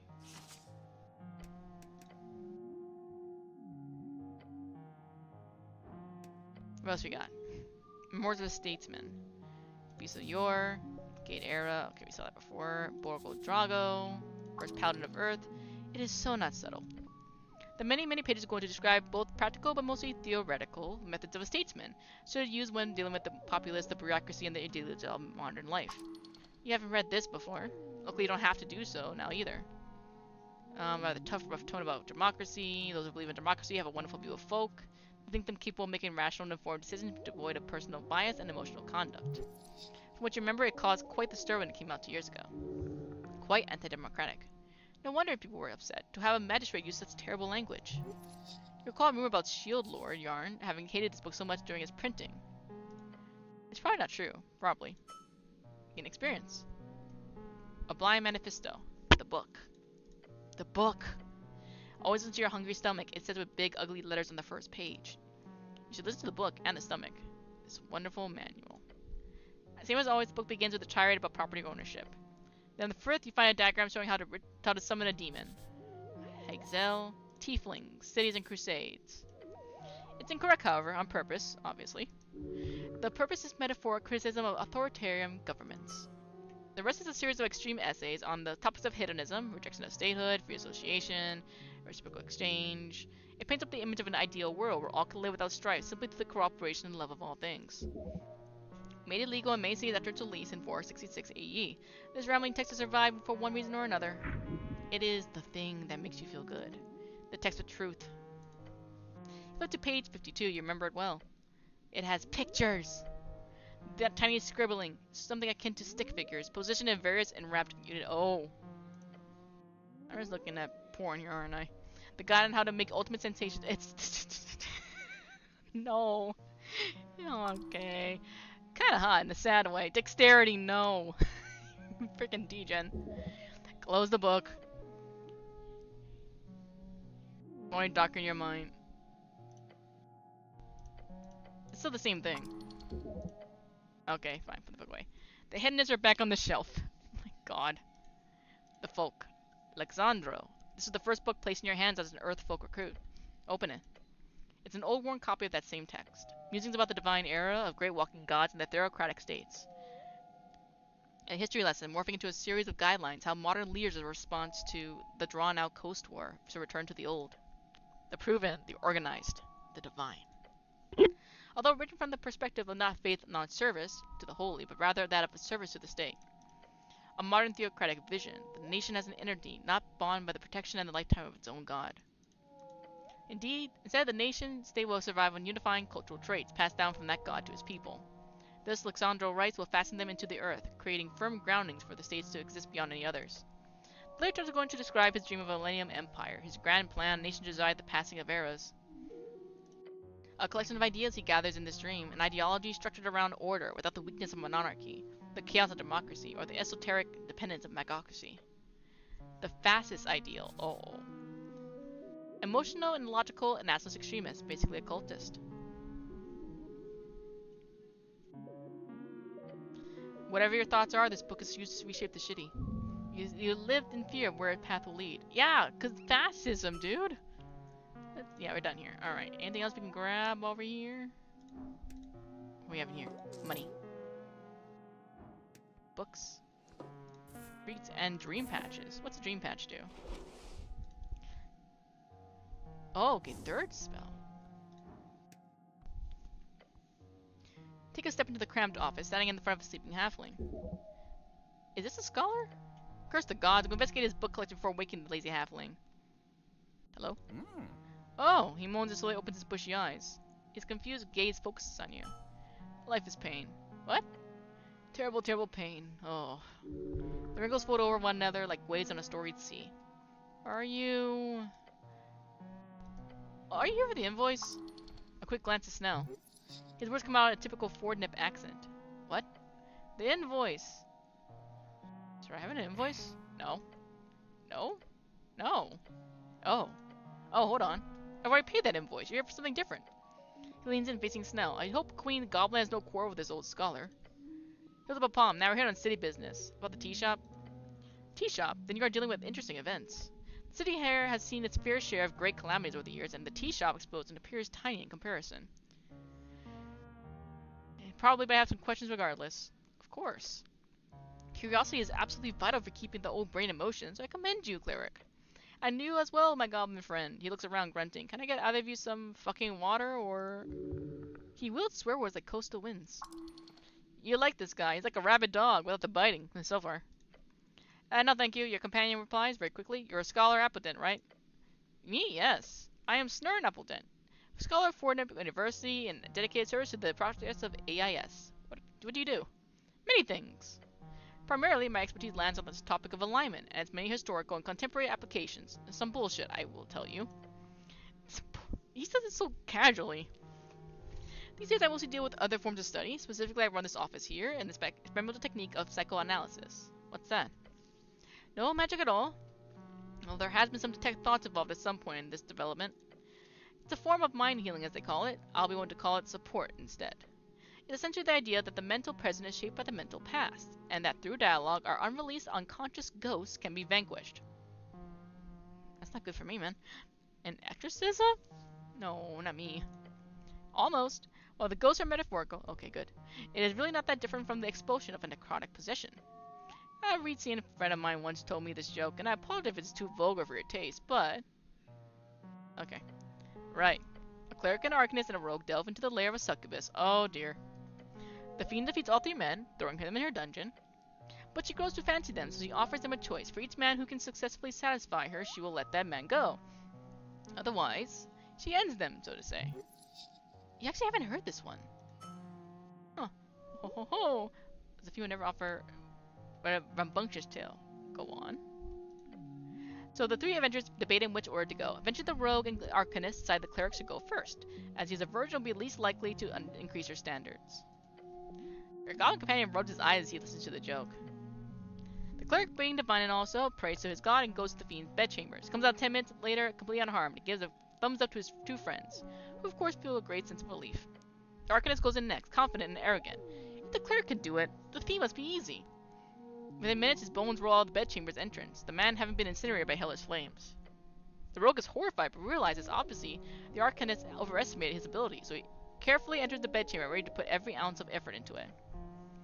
Less than a minute later, screams arose from the bedchamber, and the rogue's lifeless corpse falls out of the entrance. The cleric prays for the souls of his comrades and gathers their remains for burial. The succubus slips out, smoking a cigarette. She tells the cleric, "Ma, your friends are truly terrible. They're just fumbling about down there. At least you managed to touch it a little." Oh. To which the cleric responds, "You are truly an awful creature, and I will pray for your presence to be exorcised from this plane of existence every day until the day I die." And before he walks away, the cleric also adds, "Oh, but I did heal that horrible wound you had between your legs. Hopefully that makes you less evil in the future." No!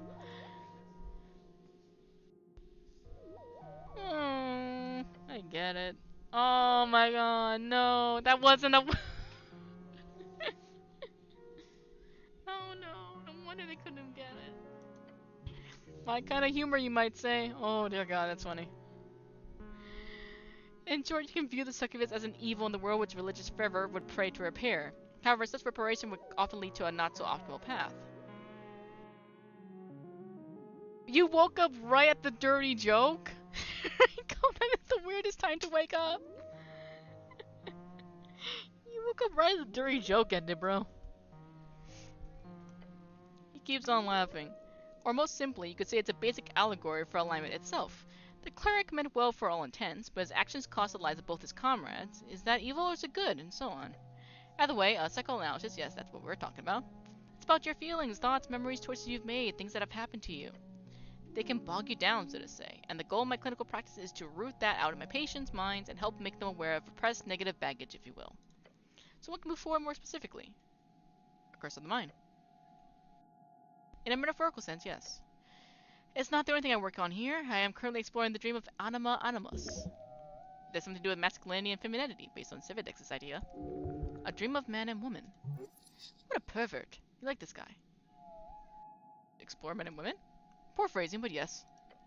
Beyond that, I also focus a lot on my own unverified theories. He slaps his knees and grins. The folk spirit, have you heard of it? Yes. Oh. Then tell me, what is it? I had no idea what you're talking about. Understandable, it's not yet published. The folk spirit is a working title for my new thesis. Most of it, if you excuse my honor on, fucking bullshit. But in short, it's about how each folk share a number of core communal archetypes, or myths. I have traveled around the coast to collect as many tales, writing down thousands of stories previously only passed down orally. All to see, well, my theory holds up, in all the minds of so many folk. He clears his throat and leans back into his chair. Apology, I'm ranting here, let's put a stop to it. What do you want, cleric? Oh, horrific. He just as wildly through the rocky wall. Shit started shaking. It was as if the red rock of Tolstad itself was cracking. For half a second or so. You were down here when it happened. Yes. I think I was asleep, but the sound woke me. Did you go check it? Did you hear anything about it? You should not believe rumors, cleric. But yes, I did hear some nasty stuff. Some people think the owner did it himself since he is missing. Others think the city did it, since they printed a clear line in the post. I also heard people say that the Asgilists are responsible since it was their hideout. Or that the Freestars did it for the same reason. It's all bullshit, of course. Don't believe rumors. What do you think happened? Hmm. You check it out yourself? No. Someone told me later what it was like. I have work to do down here.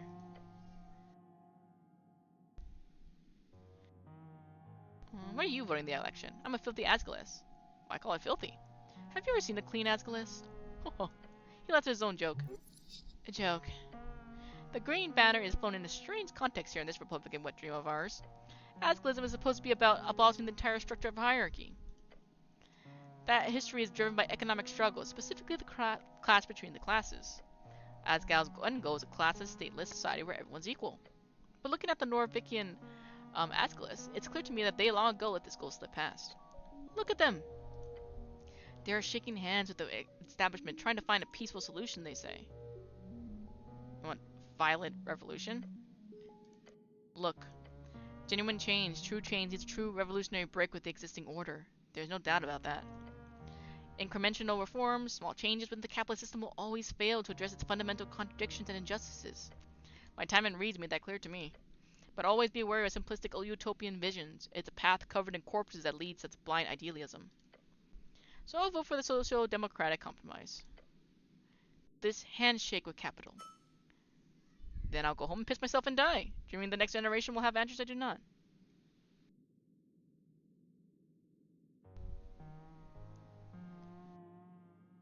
Compromise good enough for now.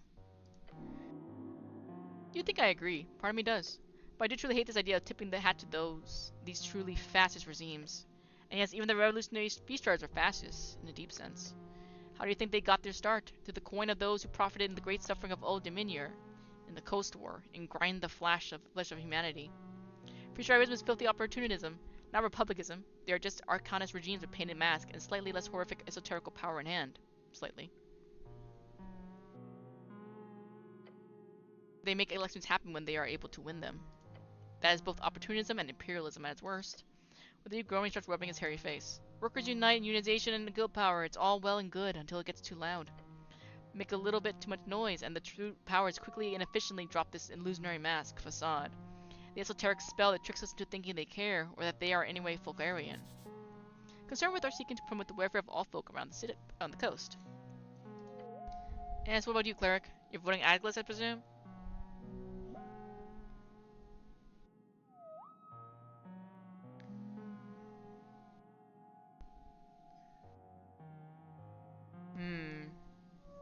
Do they actually have our... Is it Asgalis we go with for the people? Norvik, free starters. He doesn't need like free starters. We kind of want to get this guy on our side for now. Yeah, my vote. Terrible to hear, but why not, right? He sniffs. Now for something else before I start writing about the suffragette moment. Your companion glances at you. I got some other questions.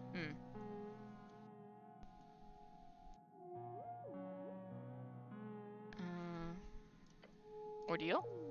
Eh. You're not interested? Bad, no, understandable, inevitable. My homeland's a shell of broken people. The clans and my kin, especially those stuck under occupation across the Golden Line. They are being systematically destroyed, step by step, as the Horde marches into Ascani land. I read about that. A big chunk, yes, and then they put up their esoteric wall. He grunts.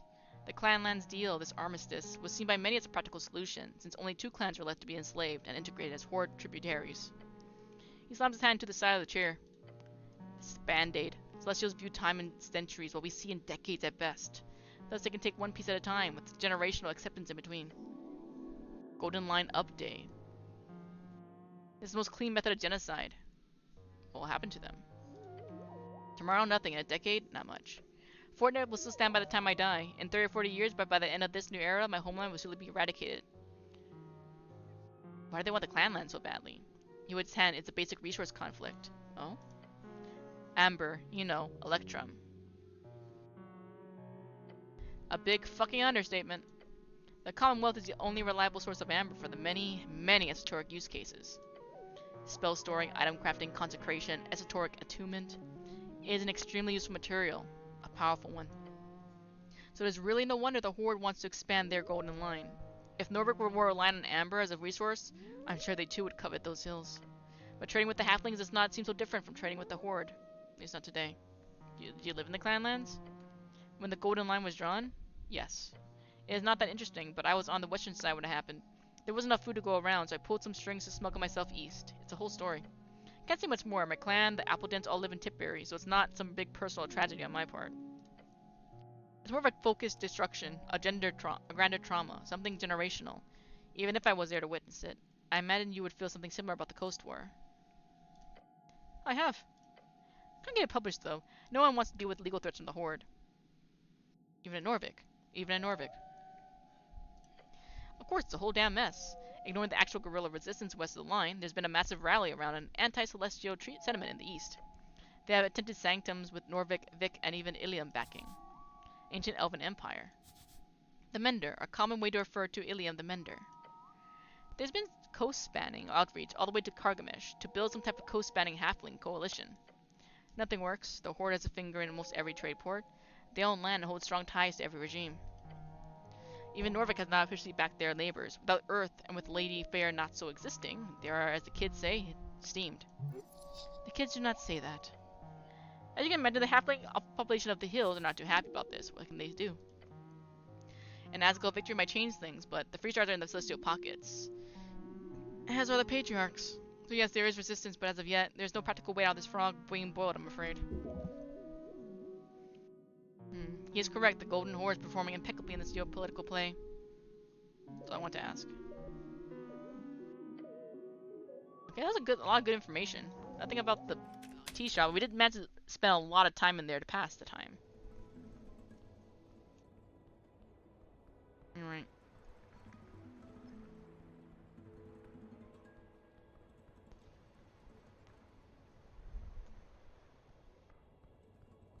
Okay, it's nighttime, so we'll be seeing the trouble happening now.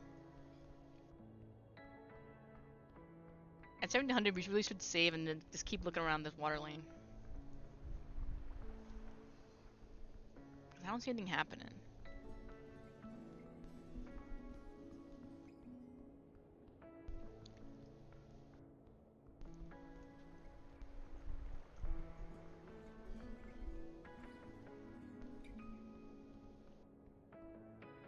Pillar Road. Something over here.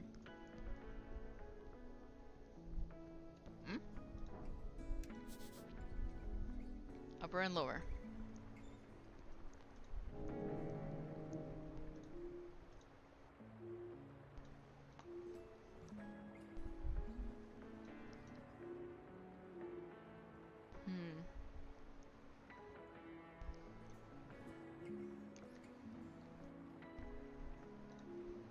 They're into pieces. Historic Ebb. Lost Mines. Phoenix Folio. Class Conflict. Coin Lords Meet. Ruffled Feathers. T-shirt that blew up.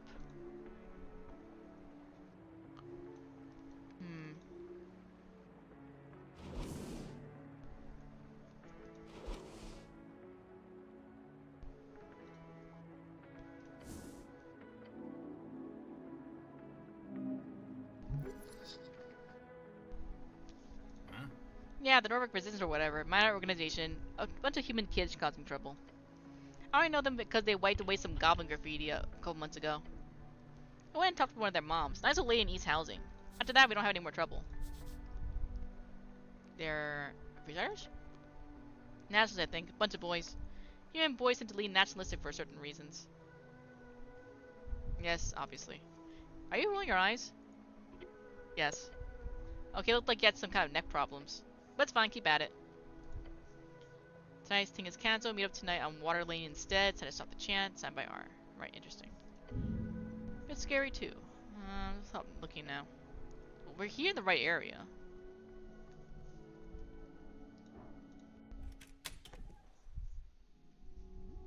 Oh, sorry, buddy. Okay, so we're in the water lane. Coin Lords meet. Yes. Okay, nothing really here.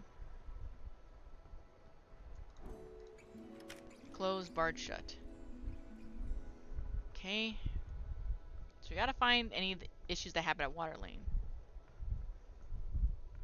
I can't get down on this one. Barred tight. We gotta wait. Is that what it is? 'Cause it's evening, or at least getting to evening. Nothing's really happened.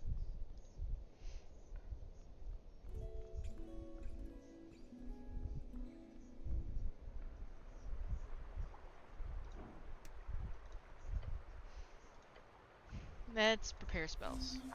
Let's get Shield of Faith, Take Alignment, Cure Wounds, Prayer of Healing. I'm making Self Grease. Nice.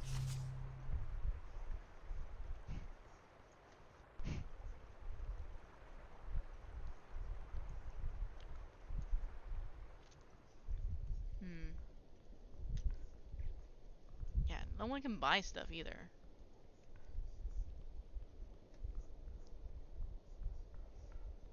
Let's see, what does this say? Nothing. Over here. We're closed for today, damn it. Opens at sundown. I mean, it is sundown, is it not? S. Yellen and Sons. So we gotta wait like half an hour. Alright. Is there anything to speed up time? Inventory, journal, spellbook.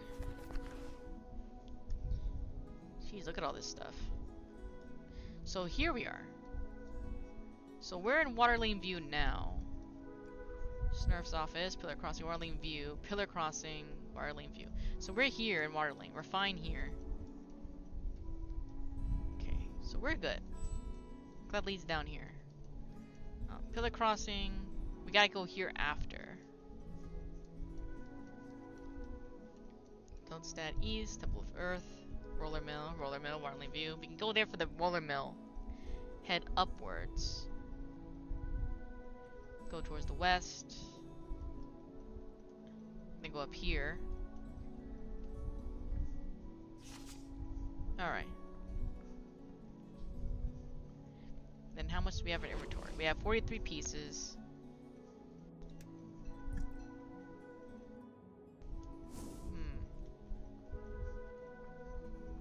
How do we get to that other area? That's what I want to know.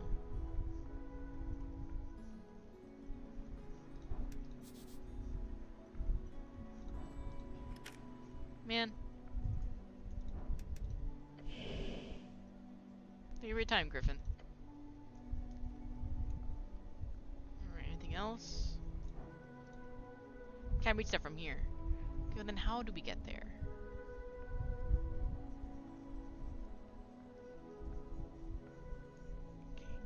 Because there's a little area down there we can go through.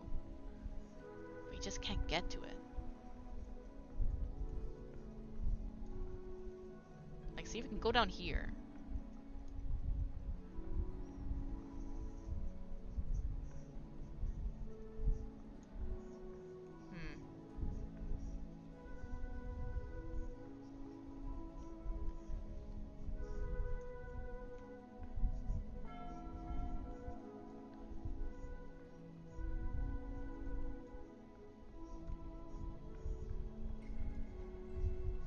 Nothing over here.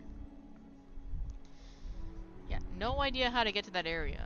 Because the stairs don't work over there. Alright, I guess for now we can go back.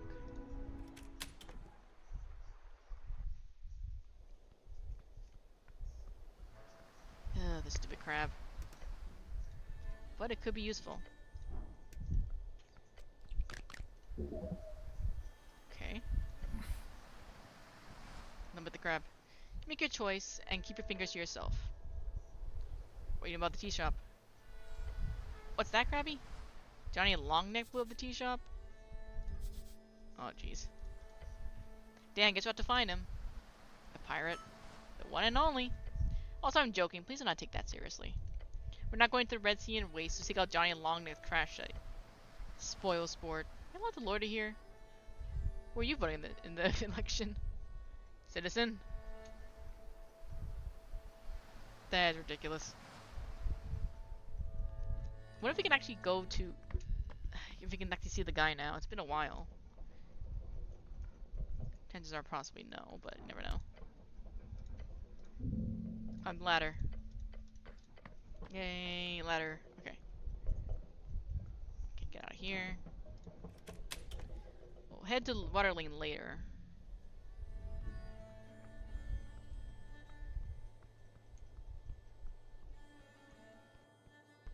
Hmm.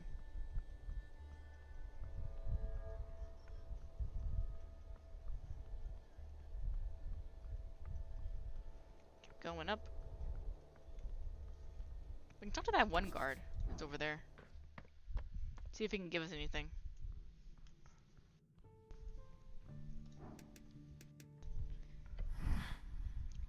A dark iron can of a man sits alone on the temple steps. The duck. I have some questions, good night. His helmet head is slumped downward slightly. Is he asleep? Are you okay? My good night. Hello? The knight is moving ever so slightly. His head turns. Oh, fuck. Your name? Soldier? I am Ragan. Speak your mind. How to open that gate down the stairs? I have the key. Can I have it? No. You're too weak for that. Who's he to judge you? The city below is dangerous. You should make sure to prepare properly before heading down there. Perhaps bring more spells. Perhaps make sure to recuperate enough for you to once again be able to cast higher tier spells. It is embarrassing you have not already returned to your former state of esoteric mastery. The city below, it is darkness incarnate. Do not treat it without care. Never do.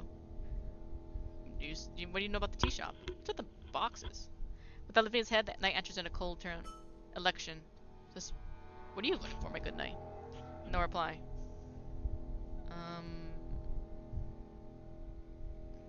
A military nationalist. This is where it's being held. No reply. Who are you? He is silent for a while. You feel a light breeze pass through your armor. A draft? Perhaps there's a secret door here somewhere? The duck. Excuse me? I am the duck. That's wild. Should be proud of your name. He does not wish to share more. Who do you serve? I serve Radiant. Yes? Once again he turns to look at you, the darkness within his helm seeming to reach out towards you. As if going hold the very air, you feel everything growing cold. Why are you lording here? I am not. What are you doing? I'm off on my off hours. He speaks as though he's reading from a script. You like it here? I too like to hang on the steps of the temple. Scary. But I won't force you to hang out with me. Your man is infinitely tiny in comparison. What do you know about the tea shop? Not much. He'll talk? Why? Not like you can threaten him exactly. Did you see anything suspicious before the explosion? No. You sure? Where were you at noon on the 21st? Below. Can you elaborate? Any more than that, my good knight? The walls shook in the crypts. I was on patrol. I was not in no position to receive any misdoings. There are thousands of tombs and crypts scattered below this ancient metropolis. The city below is endless, and most of it stands unexplored to this day. What are you patrolling for? He is silent and still for a moment. I have my purpose. As you, soldier, do not pry too deep. Noted. He placed an iron hand on his knee, waiting for the next question. This is a firm yet gentle reminder that he could crush you in an instant. Well then, do you have any piece of info that would help me? He goes silent for a while. A man passed through the halls below. Civilians do not pass there. Past the crypt entrance, through the goblin's domain, into the southern caverns. That's the flip caverns where gravity is reversed below the city ruins. How do I get to the city below? The goblins. Use their passage below Viskin's lair. Right, the staircase by the apples where you woke up. There are many ways down, but the passage in that chamber where you woke up, that'd be a good place. That is the safest place. What's past the crypts? The roots of the goblin's tree. Then more tunnels, then southern tunnels. Then the sewers. How do I get there? There are paths, most are trapped. Once you get there, the alligator might know more. His grounds are near. You've heard rumors of monsters in the sewers under Water Lane. Alligator? His rage is endless, his appetite growing. Do not anger him. He won't speak more about this horrific creature. Deep dive like a spelunker. Yes. There's some neat treasure down there. A man. Dark hair, silk clothes, headwear. Dressed in yellow. Sounds like a Redzian nobility merchant type. This is great. Thank you, my good knight. He is quiet. Has been ordered to answer your questions? This feels forced. Some other questions. Did you get that cool armor? think you're amazing, my good knight. No response. This creature holds no grudges, yet his hollow disposition taunts your senses. We are not having a man off with this dude. We are gonna fail so bad our -1. The knight sits still. Is he even breathing, citizen? Alright, so the safest path is where we became before, but now it's 1700. So now we can finally go to Waterlane and hopefully find out what's going on. And we can go down below. More or less. Okay, over here.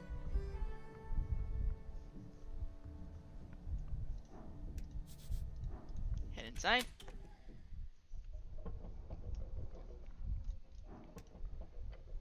Continue. Long way to fall. Climb the ladder again. Let's go.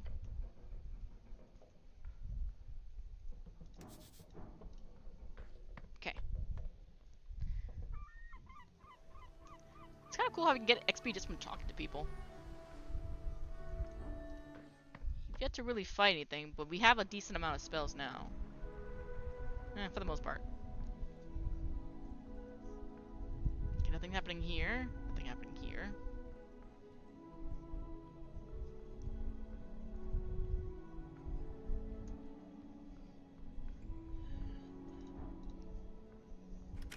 Closed. Okay, this is like the townhouse we were here earlier.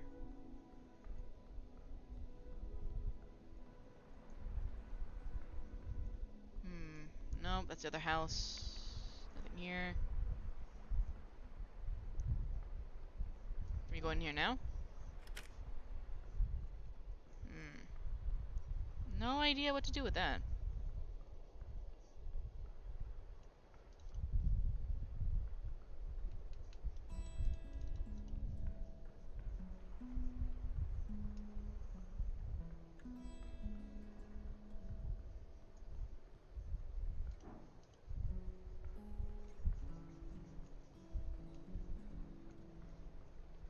Can we just go here?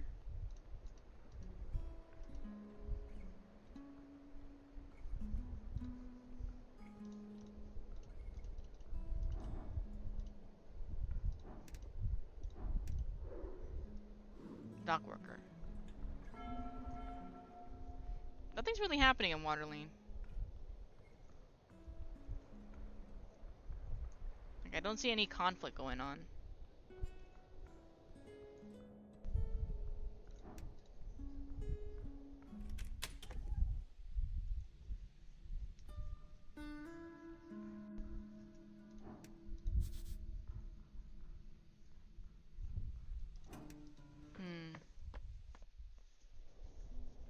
How do we figure this out?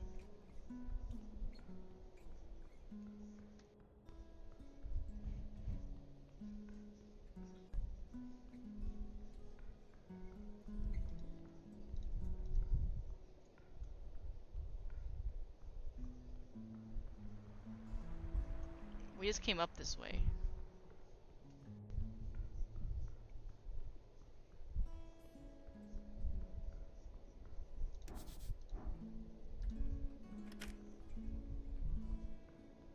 For some reason we can't go down.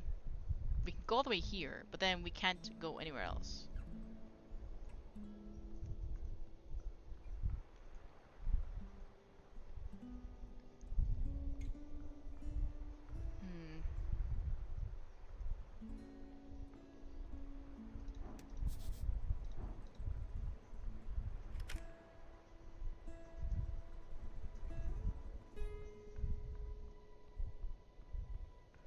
Okay, if anything, let's go back to the main area in Tolstad.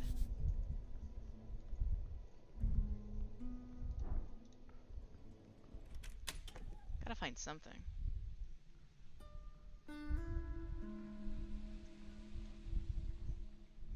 What's this? The depths of Tolstad. Giant snail.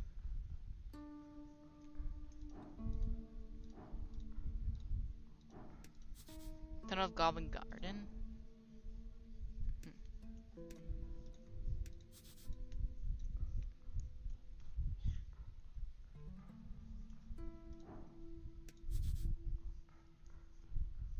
Sphinx. What was it? 800. We could just go to the dungeons and find the guy, the main culprit. We do have a level of exhaustion, so we gotta just be careful about that.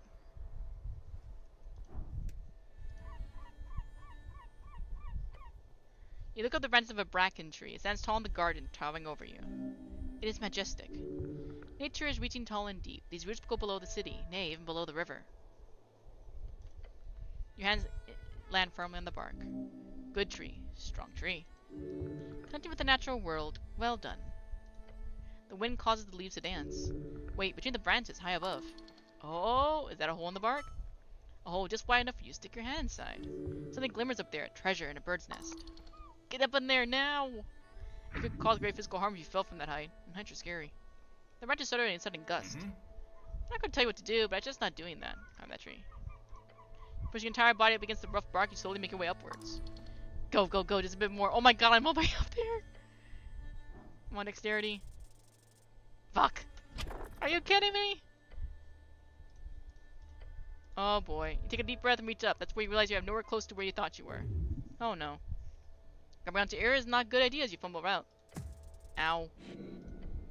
Something cracks and shooting paint up your arm and leg. Tree towers over you, taunting you. I'm fine, thanks, Snow. Thought it'd be funny at first, but it'd be a bit too tragic if our only cleric died from climbing a tree, you know?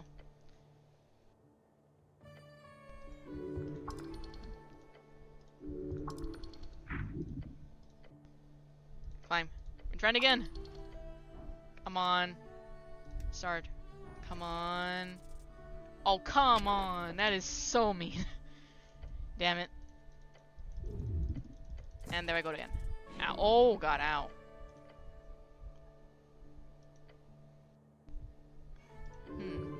By primal forces, Ascani. Alien forest, by tree. Ow.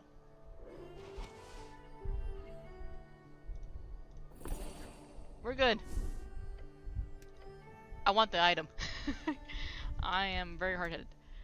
Do we have enough? We have 6 shards, which we could be spending it on something better, but I want this freaking thing in the tree.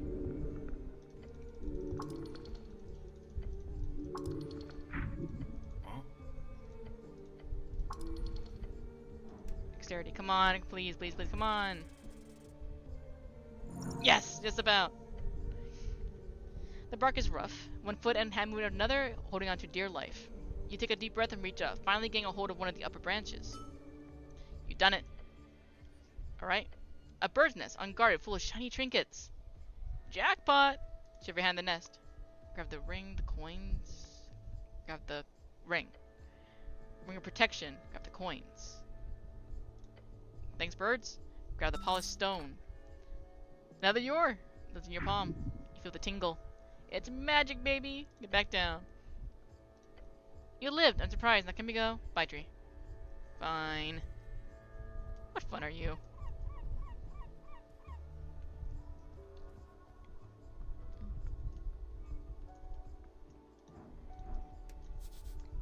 Our Lady's apartments. It's a sneaky staircase. Nice fine. Okay, we're back up here again. Dampens high damage. I'd say that's an accessory. I want the dexterity bonus though, but it's okay. We don't need the intelligence boost.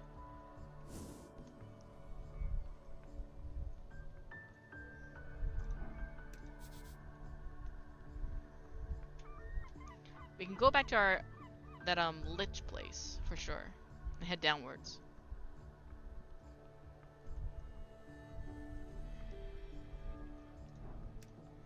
Huh?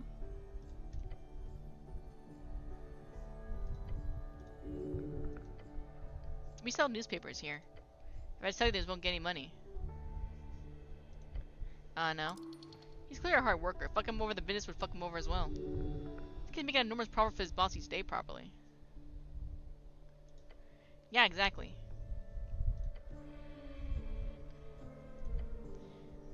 Okay. I heard it too, definitely heard it. About the fire. Feel the heat all the way over here. It was like the really weird fire, then weird. Gone in an instant. Weird fire. Yeah, it was like... It was gonna sound really weird. Just say it, kid. It was blue. Blue fire indicates extreme temperatures. Only for a split second. When I looked again, the whole building was on fire, but it was normal looking fire. So I might have just imagined it. Interesting. Yeah, I guess. It's kind of weird. You see anyone suspicious? Not really. Well, it's pretty dead around noon, obviously. How about the bird? The goblin chimes in. Yeah, I did see Mr. Drummer. He's owner of the tea shop, former tea shop. Usually the tea shop opens in the afternoon on work days. So it's not weird to see him walking about all day. Chatty fellow, buys a lot of newspapers. Where's he going? I don't know, so I'm leaving the tea shop right before noon. Right before noon? Yeah, or before the massive explosion?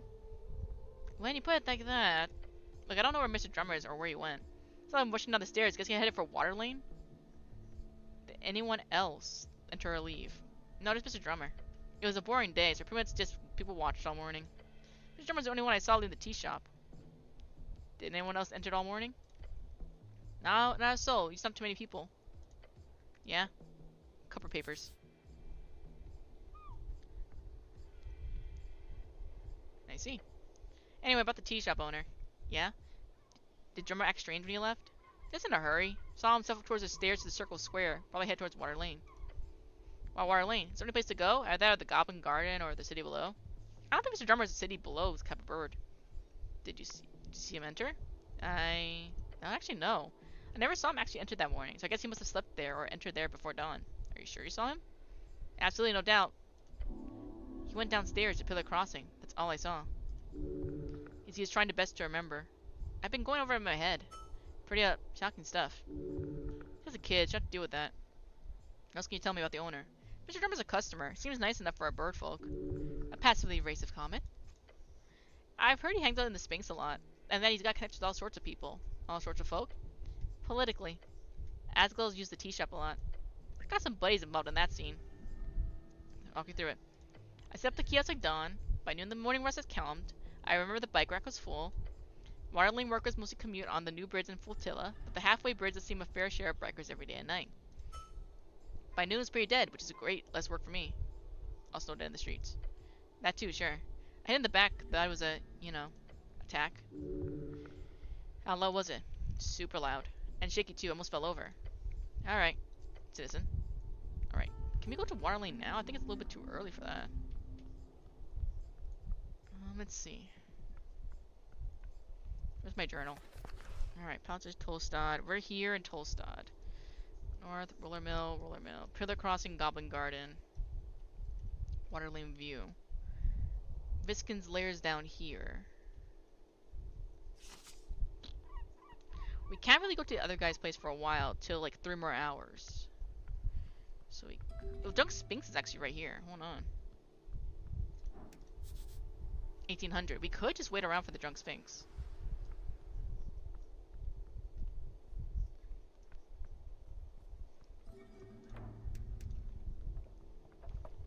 Oh. The other dwarf puffs out his chest as you approach. Fancy helmet, city man. He sword in quiet manner as if he's scared of his words actually being heard. The dwarf behind him laughs. Stand up for yourself. Bad idea, that would fuck you up in a fight. Don't engage, just leave. Should engage with this. Around the amphitheater scene, you see a number of dwarves hard at work. They're constructing a banner of some kind, carrying a bright green flag. The banner of Asgul, the fool. One of the dwarves stands to face you with a furrowed brow. He appears to be in a staring contest with the orc on the other side of the theater. Oi, Mr. Cityman. We made it clear already, we're not moving. Not one bit. Such a shit-eating grin. That's no way to greet the cleric of Norvik. Oh, then that's so. Guessing I'm supposed to grovel. That'd be nice, thanks. Think I'm not going to. No need to. You see... You're not a rogue, you're not a cleric. God, I hate that. You hear the other dwarves laughing behind him. Nothing illegal going on here. Nothing at all.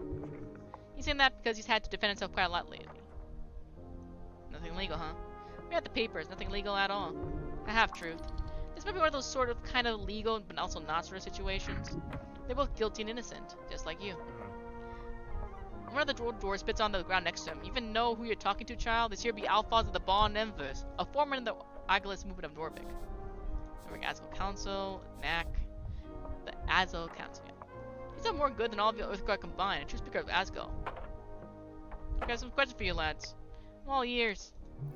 Don't mention the whole noble thing. It'll just piss him off unless you want that. You always think of a play or something? A play? We're doing a rally for the cause. This evening, workers across Tolstad will gather to hear the word of Asgol. He turns towards the orc, and no one's going to stop it. You hear laughing coming from across the theaters. Papers, Alphonse. He grumbles, turns back to you. So what do you want? Seem a bit stressed. No, you don't say. His words drip with the acid from a green deer. So it is forenoon. I get the lads together, and when we arrive, that accursed woman is standing there. The dwarf shudders. He starts complaining. He reaches for something in his pocket and takes out some documents. Well, so are the papers. And the papers are no good, she says. Bah. So was where conflict added. We are in our rights to speak out against tyrants and burghers. Vulgar, the craftsmen, merchants, and notably higher standing citizens. They are. Bureaucracy. Check the papers. Here are the dwarves that pursued us somewhere. She's wrong about the documents? Eh. Of course she is. He's a liar, that one. A filthy liar. Terrible liar. Can't even get the words out. He knows he's right about the document. Doesn't want to admit it. Isn't it macabre to hold a rally on top of a morgue? Morgue? The dwarf grumbles to himself and scratches over to the lich house stairs. Bro. I thought it was a dentist. Fair assessment. No matter, the Asgol moon is not afraid of death. You hear laughter from the orc behind you. Big words, Alphonse. The dwarf grits his teeth. Damn orc. Can I see the papers? Yeah, there we go. He finally smart. Just tell me you're an expert and that you're on their side. I'm an expert. Are you now? Yes, I'm also on your side. Are you now? Now hit him with, I'm your best shot at getting out of this. The dwarf grumbles. His eyes go from you to the orc behind you. Fine. The dwarf sighs and grabs something in his pocket. PPG documents. Hand over the scroll. I trust you with these documents, city man. Oh, these other orcs. This could be all over right now. Tell us we're in the wrong. I dare ya. Because we're not. Take a step back and check it out. Let's see what's actually going on here. Okay, inventory to access dialogues. Okay, I'll take a look. Let's check it out, actually. Examine these. It's quite light. Some kind of magazine paper. Unrolling reveals a short statement about a political rally at the Circle Square. Permission of public gathering accepted, says in big letters at the bottom, followed with the signature, Tolstad Magistrate Nicholas Darrow. Have I seen this kind of document before? Never. They must be rare. Come on. Yeah, there we go. You can scan the text again, checking for spelling, phrasing, and terminology. It's perfect, not a single error. Except the dates. It's supposed to be on the 16th. It's expired. Look at the dates. It expired. Cool document. I don't like it. Oh, come. It's a legal document? Duh. Seems off. Fascinating. Stop looking. About the rally. Check out the papers. Okay, what did you find out? Your papers expired last week. I know, but the date is a mistake, you see. First I had to sign by the magistrate 2 days ago after this supposed expiry date. It happens. He grunts. Bah. Doesn't matter whether Darrow fucked us or not. We're here and they can't make us leave.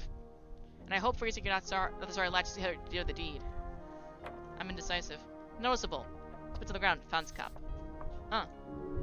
That was a swear word. You could tell by the way he said it. Noman, huh? Ah, in the old country, yeah. That doesn't matter here. I'm just a foreman in the Toadstool district. Doesn't matter if he's a noble, he must be rich. Foreman? I worked my whole life for the movement. I've earned my title. He's terribly defensive. So he worked very hard. 17 years, humans called dedication. About this Asgol. What about him? Okay. As well as history. Who is he? Who is... He's Asgol! Asgol the Great, the kind, our liberator. So he's a big deal? Big deal? He was a man. A dwarf with a conviction to break the tyranny of kings. You were here to keep his legacy. Is this a religion? Most certainly not. A cult? I don't know who you've been talking to, Miss City Man, but let me assure you, Asgol was no god or demigod or anything related to that. He's a simple man with a dream of a fair and just society. Nothing more. Oof, sore spot. He is infuriated, but not because of you, because he has defended his position many times about the rally. So what's the rally about exactly? Guilds. For decades, it's been collective bargaining between Norfolkian workers and the city guilds. Say what you want about the earth, but he kept a tight leash on the upper city of the city. The leash was bad for this city. Now we can grow exponentially. Yeah, right, he did. Look, it ain't the same since his death. The Speechwriters have burrowed into every darn power structure, from paperboys to bookbinders. In less than a dozen years, salaries have stagnated and prices have gone up. They said free to start would make the city rich. I say it makes people poor. We need change. Yeah, or less, yeah. But it's also the spirit of community. Together we can fight against the purchasers of our labor. Alone we are at battle as a twig, and the older dwarf picks up. A twig in the wind? Not good enough. Twig in a fireplace? That's good, I like that. Anyway, the rally will be a success. We just need to get rid of that orc. We can call to him all the workers of this magnificent city, he exclaims, as if there was a crowd around him. Vote with your guts, with your manhood at stake. You too, Mr. Cityman. Okay. Privilege expired. Should have checked in more carefully. I did, when I turned in the application. The error when you put it onto the document I got back. I'm not at fault here. Bah. Doesn't matter. And suspension of justice. Good, then tell that orc freak fucker to leave us be. He keeps swearing. Must mean he's getting real angry. Vanskap.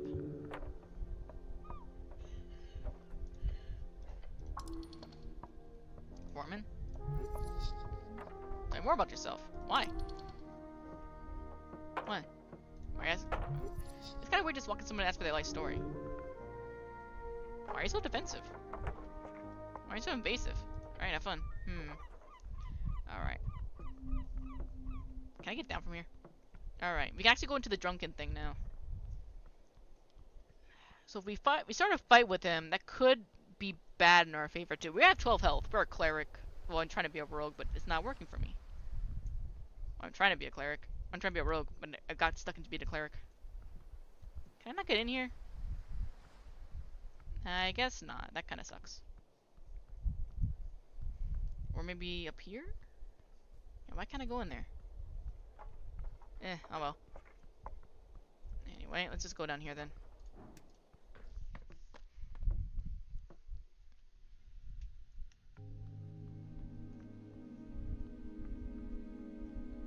There's a little white orb next to him. Enter down here. He seemed pretty mad about the resurrection. Glow glass.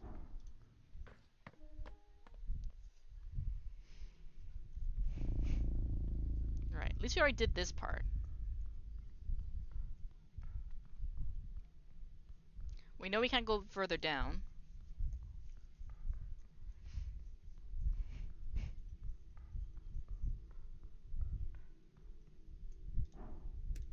What's this over here? Yor. That wasn't there before. Interesting. You gotta be careful with that skeleton. I know it's down here somewhere. More of those little pine cones, the roots. There's someone here. Oh. We're gonna save here before we get in trouble.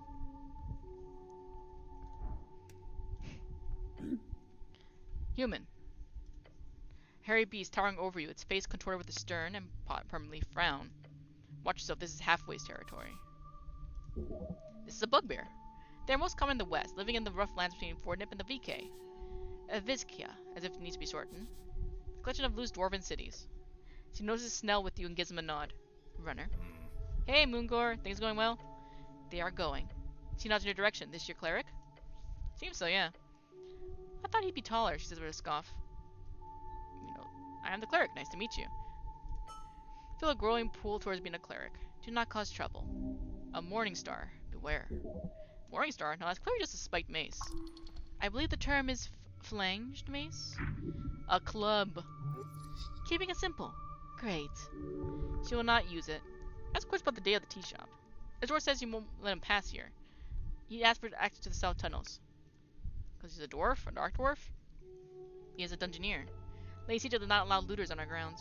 Any official expeditions? Am I an official expedition? She lets at Snell and shrugs. More or less. She frowns. If you go into the south tunnels, beware of monsters. They crawl in from below, infesting the caverns. We clean them out every other week, but they return often. She lets out a deep laugh. Pest control? Those pussies one step below the lower, especially on Tolstad. Bunch of weaklings, looking for easy payouts. If we can't deal with it ourselves, we hire the outside muscle, but not the PCG. Pest Control Guild. Historically, the PCG have trouble dealing with the massive amount of requests of monsters and historical things crawling through Norvik. You've heard many tales of the pest controllers in your days. The Pest Control Guild works closely with clerics whenever they need heavy muscle. Dangerous work, stay away from it. What kind of monsters? All kinds, anything that crawls through the cracks of the sea below. Tell me more. We hunted a hook horror. It was a great hunt. Oh, great. For that, a bunch of giant spiders, classic grey ooze. Okay, last year we had to get a specialist to deal with a hive of cranium ants. They negotiated for days. The worst was probably the gricks. I hate these things, but I'm sad to say we have not yet had to deal with a bullet. Yeah, land shark. That's always not fun in the Underdark. I don't think those land sharks enjoy tunneling here, but there have been reports of a few settlements the year over in Verdun. Stare at her. Cool. They have the tea shop. I felt a slight rumble in the earth. It's nothing out of the ordinary. Nothing I have to tell you, human. I've seen a man in yellow pass by. Is that a yes? I did. Are you looking for this man? Yeah, well, clearly. The bugbear shows you a deep frown and sees. If you see him, stick a knife through his heart for me. Why? I saw him approaching from the pillar chamber. Told him to stop, to step away from halfway turf. But that bastard. He got the spell on me. That's awful. No, I was weak. I saw him approaching. He wore an ugly yellow robe. Then he said a few words and I suddenly happily allowed him to pass. A charm of some kind. I was helpless like a kitten. Gods, I hate kittens. Run away from her before it's too late. What can you tell me about him? He had slightly darker skin, unlike most pale homers in Norvik. He carried a backpack and several things, tools. How much darker? Somewhere between a tall, tan hill goblin and a pale fellow orcs. Alvin, in which direction did he go? Through the south caves. He went through the damp tunnel down the slope. I warned him about the monsters as he walked away because of that darn spell. I would have hoped for him to be dinner for some hook horror or dark mantle, but the bastard turned invisible as he entered the tunnel. I hate wizards. I'm neutral. The bugbear lets out a grunt. Clearly something she's done with this part of the conversation. Can I have the spell scroll you've got? No. I got this as a gift. I can't give it away, please. No. Just take it and leave. Leave the convo, sneak up on her, and snatch it. Only suckers ask for things. That would be stealing. Yeah, it would. It would be wrong. Oh yeah, so wrong. So bad. Let's do it. Okay. Okay. Okay. Why is my dude always trying to rizz up people? Buddy, you're level 2. You're not getting anybody. It's like working for the HWBT. They're good. Lady Sage is the great leader. Her power is overwhelming. Oh, hell no. Or more. She looks away for a moment. I've been given a life here, a purpose. While I do not enjoy living among your kind, the goblins are a fine people. Thanks. Not you in particular, Weasel. Weasel? I don't think I deserve to be called that. Do you guard primarily? Yes. I do tend to do some guarding duty as well. Keeping the dampness at an appropriate level and commune with Lord Pooh when the Dark Elf requires it. You've got a green thumb, huh? No, I serve well, nonetheless. Yes, they often break into the upper city below. It is mostly minor monsters, sometimes a large one. At times undead, fought a ghoul last month. Easy kill, not too interesting. It is my great pleasure to best a dangerous foe. Her smile is horrific and bright. Nod your head and leave. We are not rizzing her. Stop it. Bad cleric. Beware monsters. Stepping in front of the petrified person statue, you get a sudden sense of paranoia, as if someone is listening in. It's difficult not to, you're very loud. Over here, buddy. By the nose. Your hand on the tip of the stone, you see something tiny and unremarkable. An ant. Ah, cranium ant. Unremarkable. Sup? We are one of many. Freaking great to meet with you, buddy. An esoteric ant? You can call us One. We didn't really used to have a name since we were a hive mind. Right, good to meet you, One. Yeah, good to meet you too. Huh? Goblin stares at you, then back stares at the statue. You having a moment or something? Explain to my companions who doesn't think I'm crazy. Right, sup dude, you a goblin? Snell perks up and looks around. Psychic ant. Oh. No, relax. We're alone, and it's just we need to ask for a favor. The goblin stops. You know how much trouble you cranium ants cause us? We had to hire a specialist just to get you to leave. Yeah, it was a whole thing. We left, you wands, let bygones be bygones, as they say. He stares at the ant for a few seconds, then he frowns. Fuck it, sure. As long as you guys don't return, then fine. What do you want? We need your help. We were driven from the area a while ago, but we left me behind. We left me? This whole identity thing is really new to me. I've never been disconnected from the hive for this long before. It's really difficult. You don't want to be an individual? I haven't really thought about that too much. This sounds like a thing for you non-hivers. If you help me out, how about we give you something in return? Oh. A quest. Sounds like a quest. Quest. Okay, sure, it's a quest. Yes! We know the location of a secret stash. It's buried in the Undercoast path, like below this place. Below the city below? Right below it. That's low. Sure is. The Undercoast pass as well. It leads all the way down to the Undercoast. Right past the gravity flip, although you won't need to go that far down. It's too dangerous for someone like you anyhow. A single cranium ant is not dangerous. Their psionic strength is counted en masse. 1,000 of these are required to do something beyond normal ant-sized power moves. You must help this creature. It's asking for your help, and it would really not be that much of a hassle. Be nice. Carry the ant. Aren't you afraid of getting, crushed? Nah. My telekinesis isn't too powerful going solo, but it's enough to keep yourself defended from boots and any curves that might fall into. What do you know about the tea shop? Explosion? Oh, that's what they called that was the other day. Whole cavern shook. Crazy stuff. The ant doesn't know anything. It's an ant. Hey, that's not fair. I'm real perceptive, you know. There was some stuff happening after the shaking, I'll admit. A human in yellow clothing went past the roots. He had something esoteric to the hairy brute to get in. I assumed he'd come back screaming from the south tunnels. But I never saw him again. Alright. Yay! We got the ant. You're a real cool guy, buddy. I'll be sure to remember you as one of the good ones, once I get back, that is. Alright, so, question time. You should go down below to the Undercoast path and then talk to the ant. Just pick him up out of your pocket when it's time or something like that. Thanks. We got an ant in our pocket. He's listening in on everything. Okay. Well, I mean, we're not really great on strength anyway. We have a -1. We're more dexterous and decent. Alright. We're going to save it here today. Let's go to a new save file, because I am paranoid. Alright. That's fun. This is a really fun game. But I know I would keep going for hours if I could. So for now, that is where we're going to end it for today, guys. We're going to play something else tomorrow. But for now, I am going to send you guys on a raid, so be good for them, alright? Let's see where we're going towards. There's other people who are playing Esoteric Ebb too. I want to find smaller size. I want to find.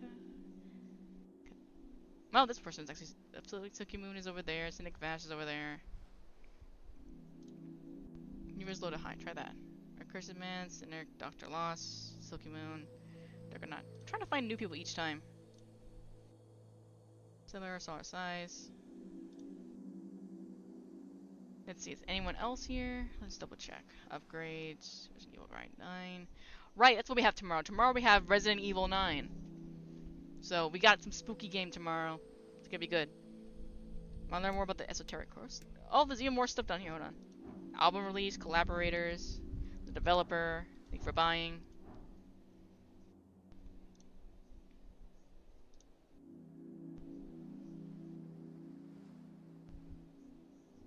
Uptime low. Let's see.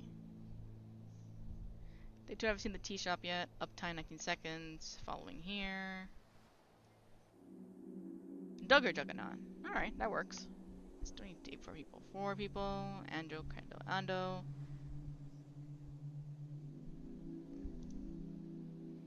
Here we go. Have a great raid, guys.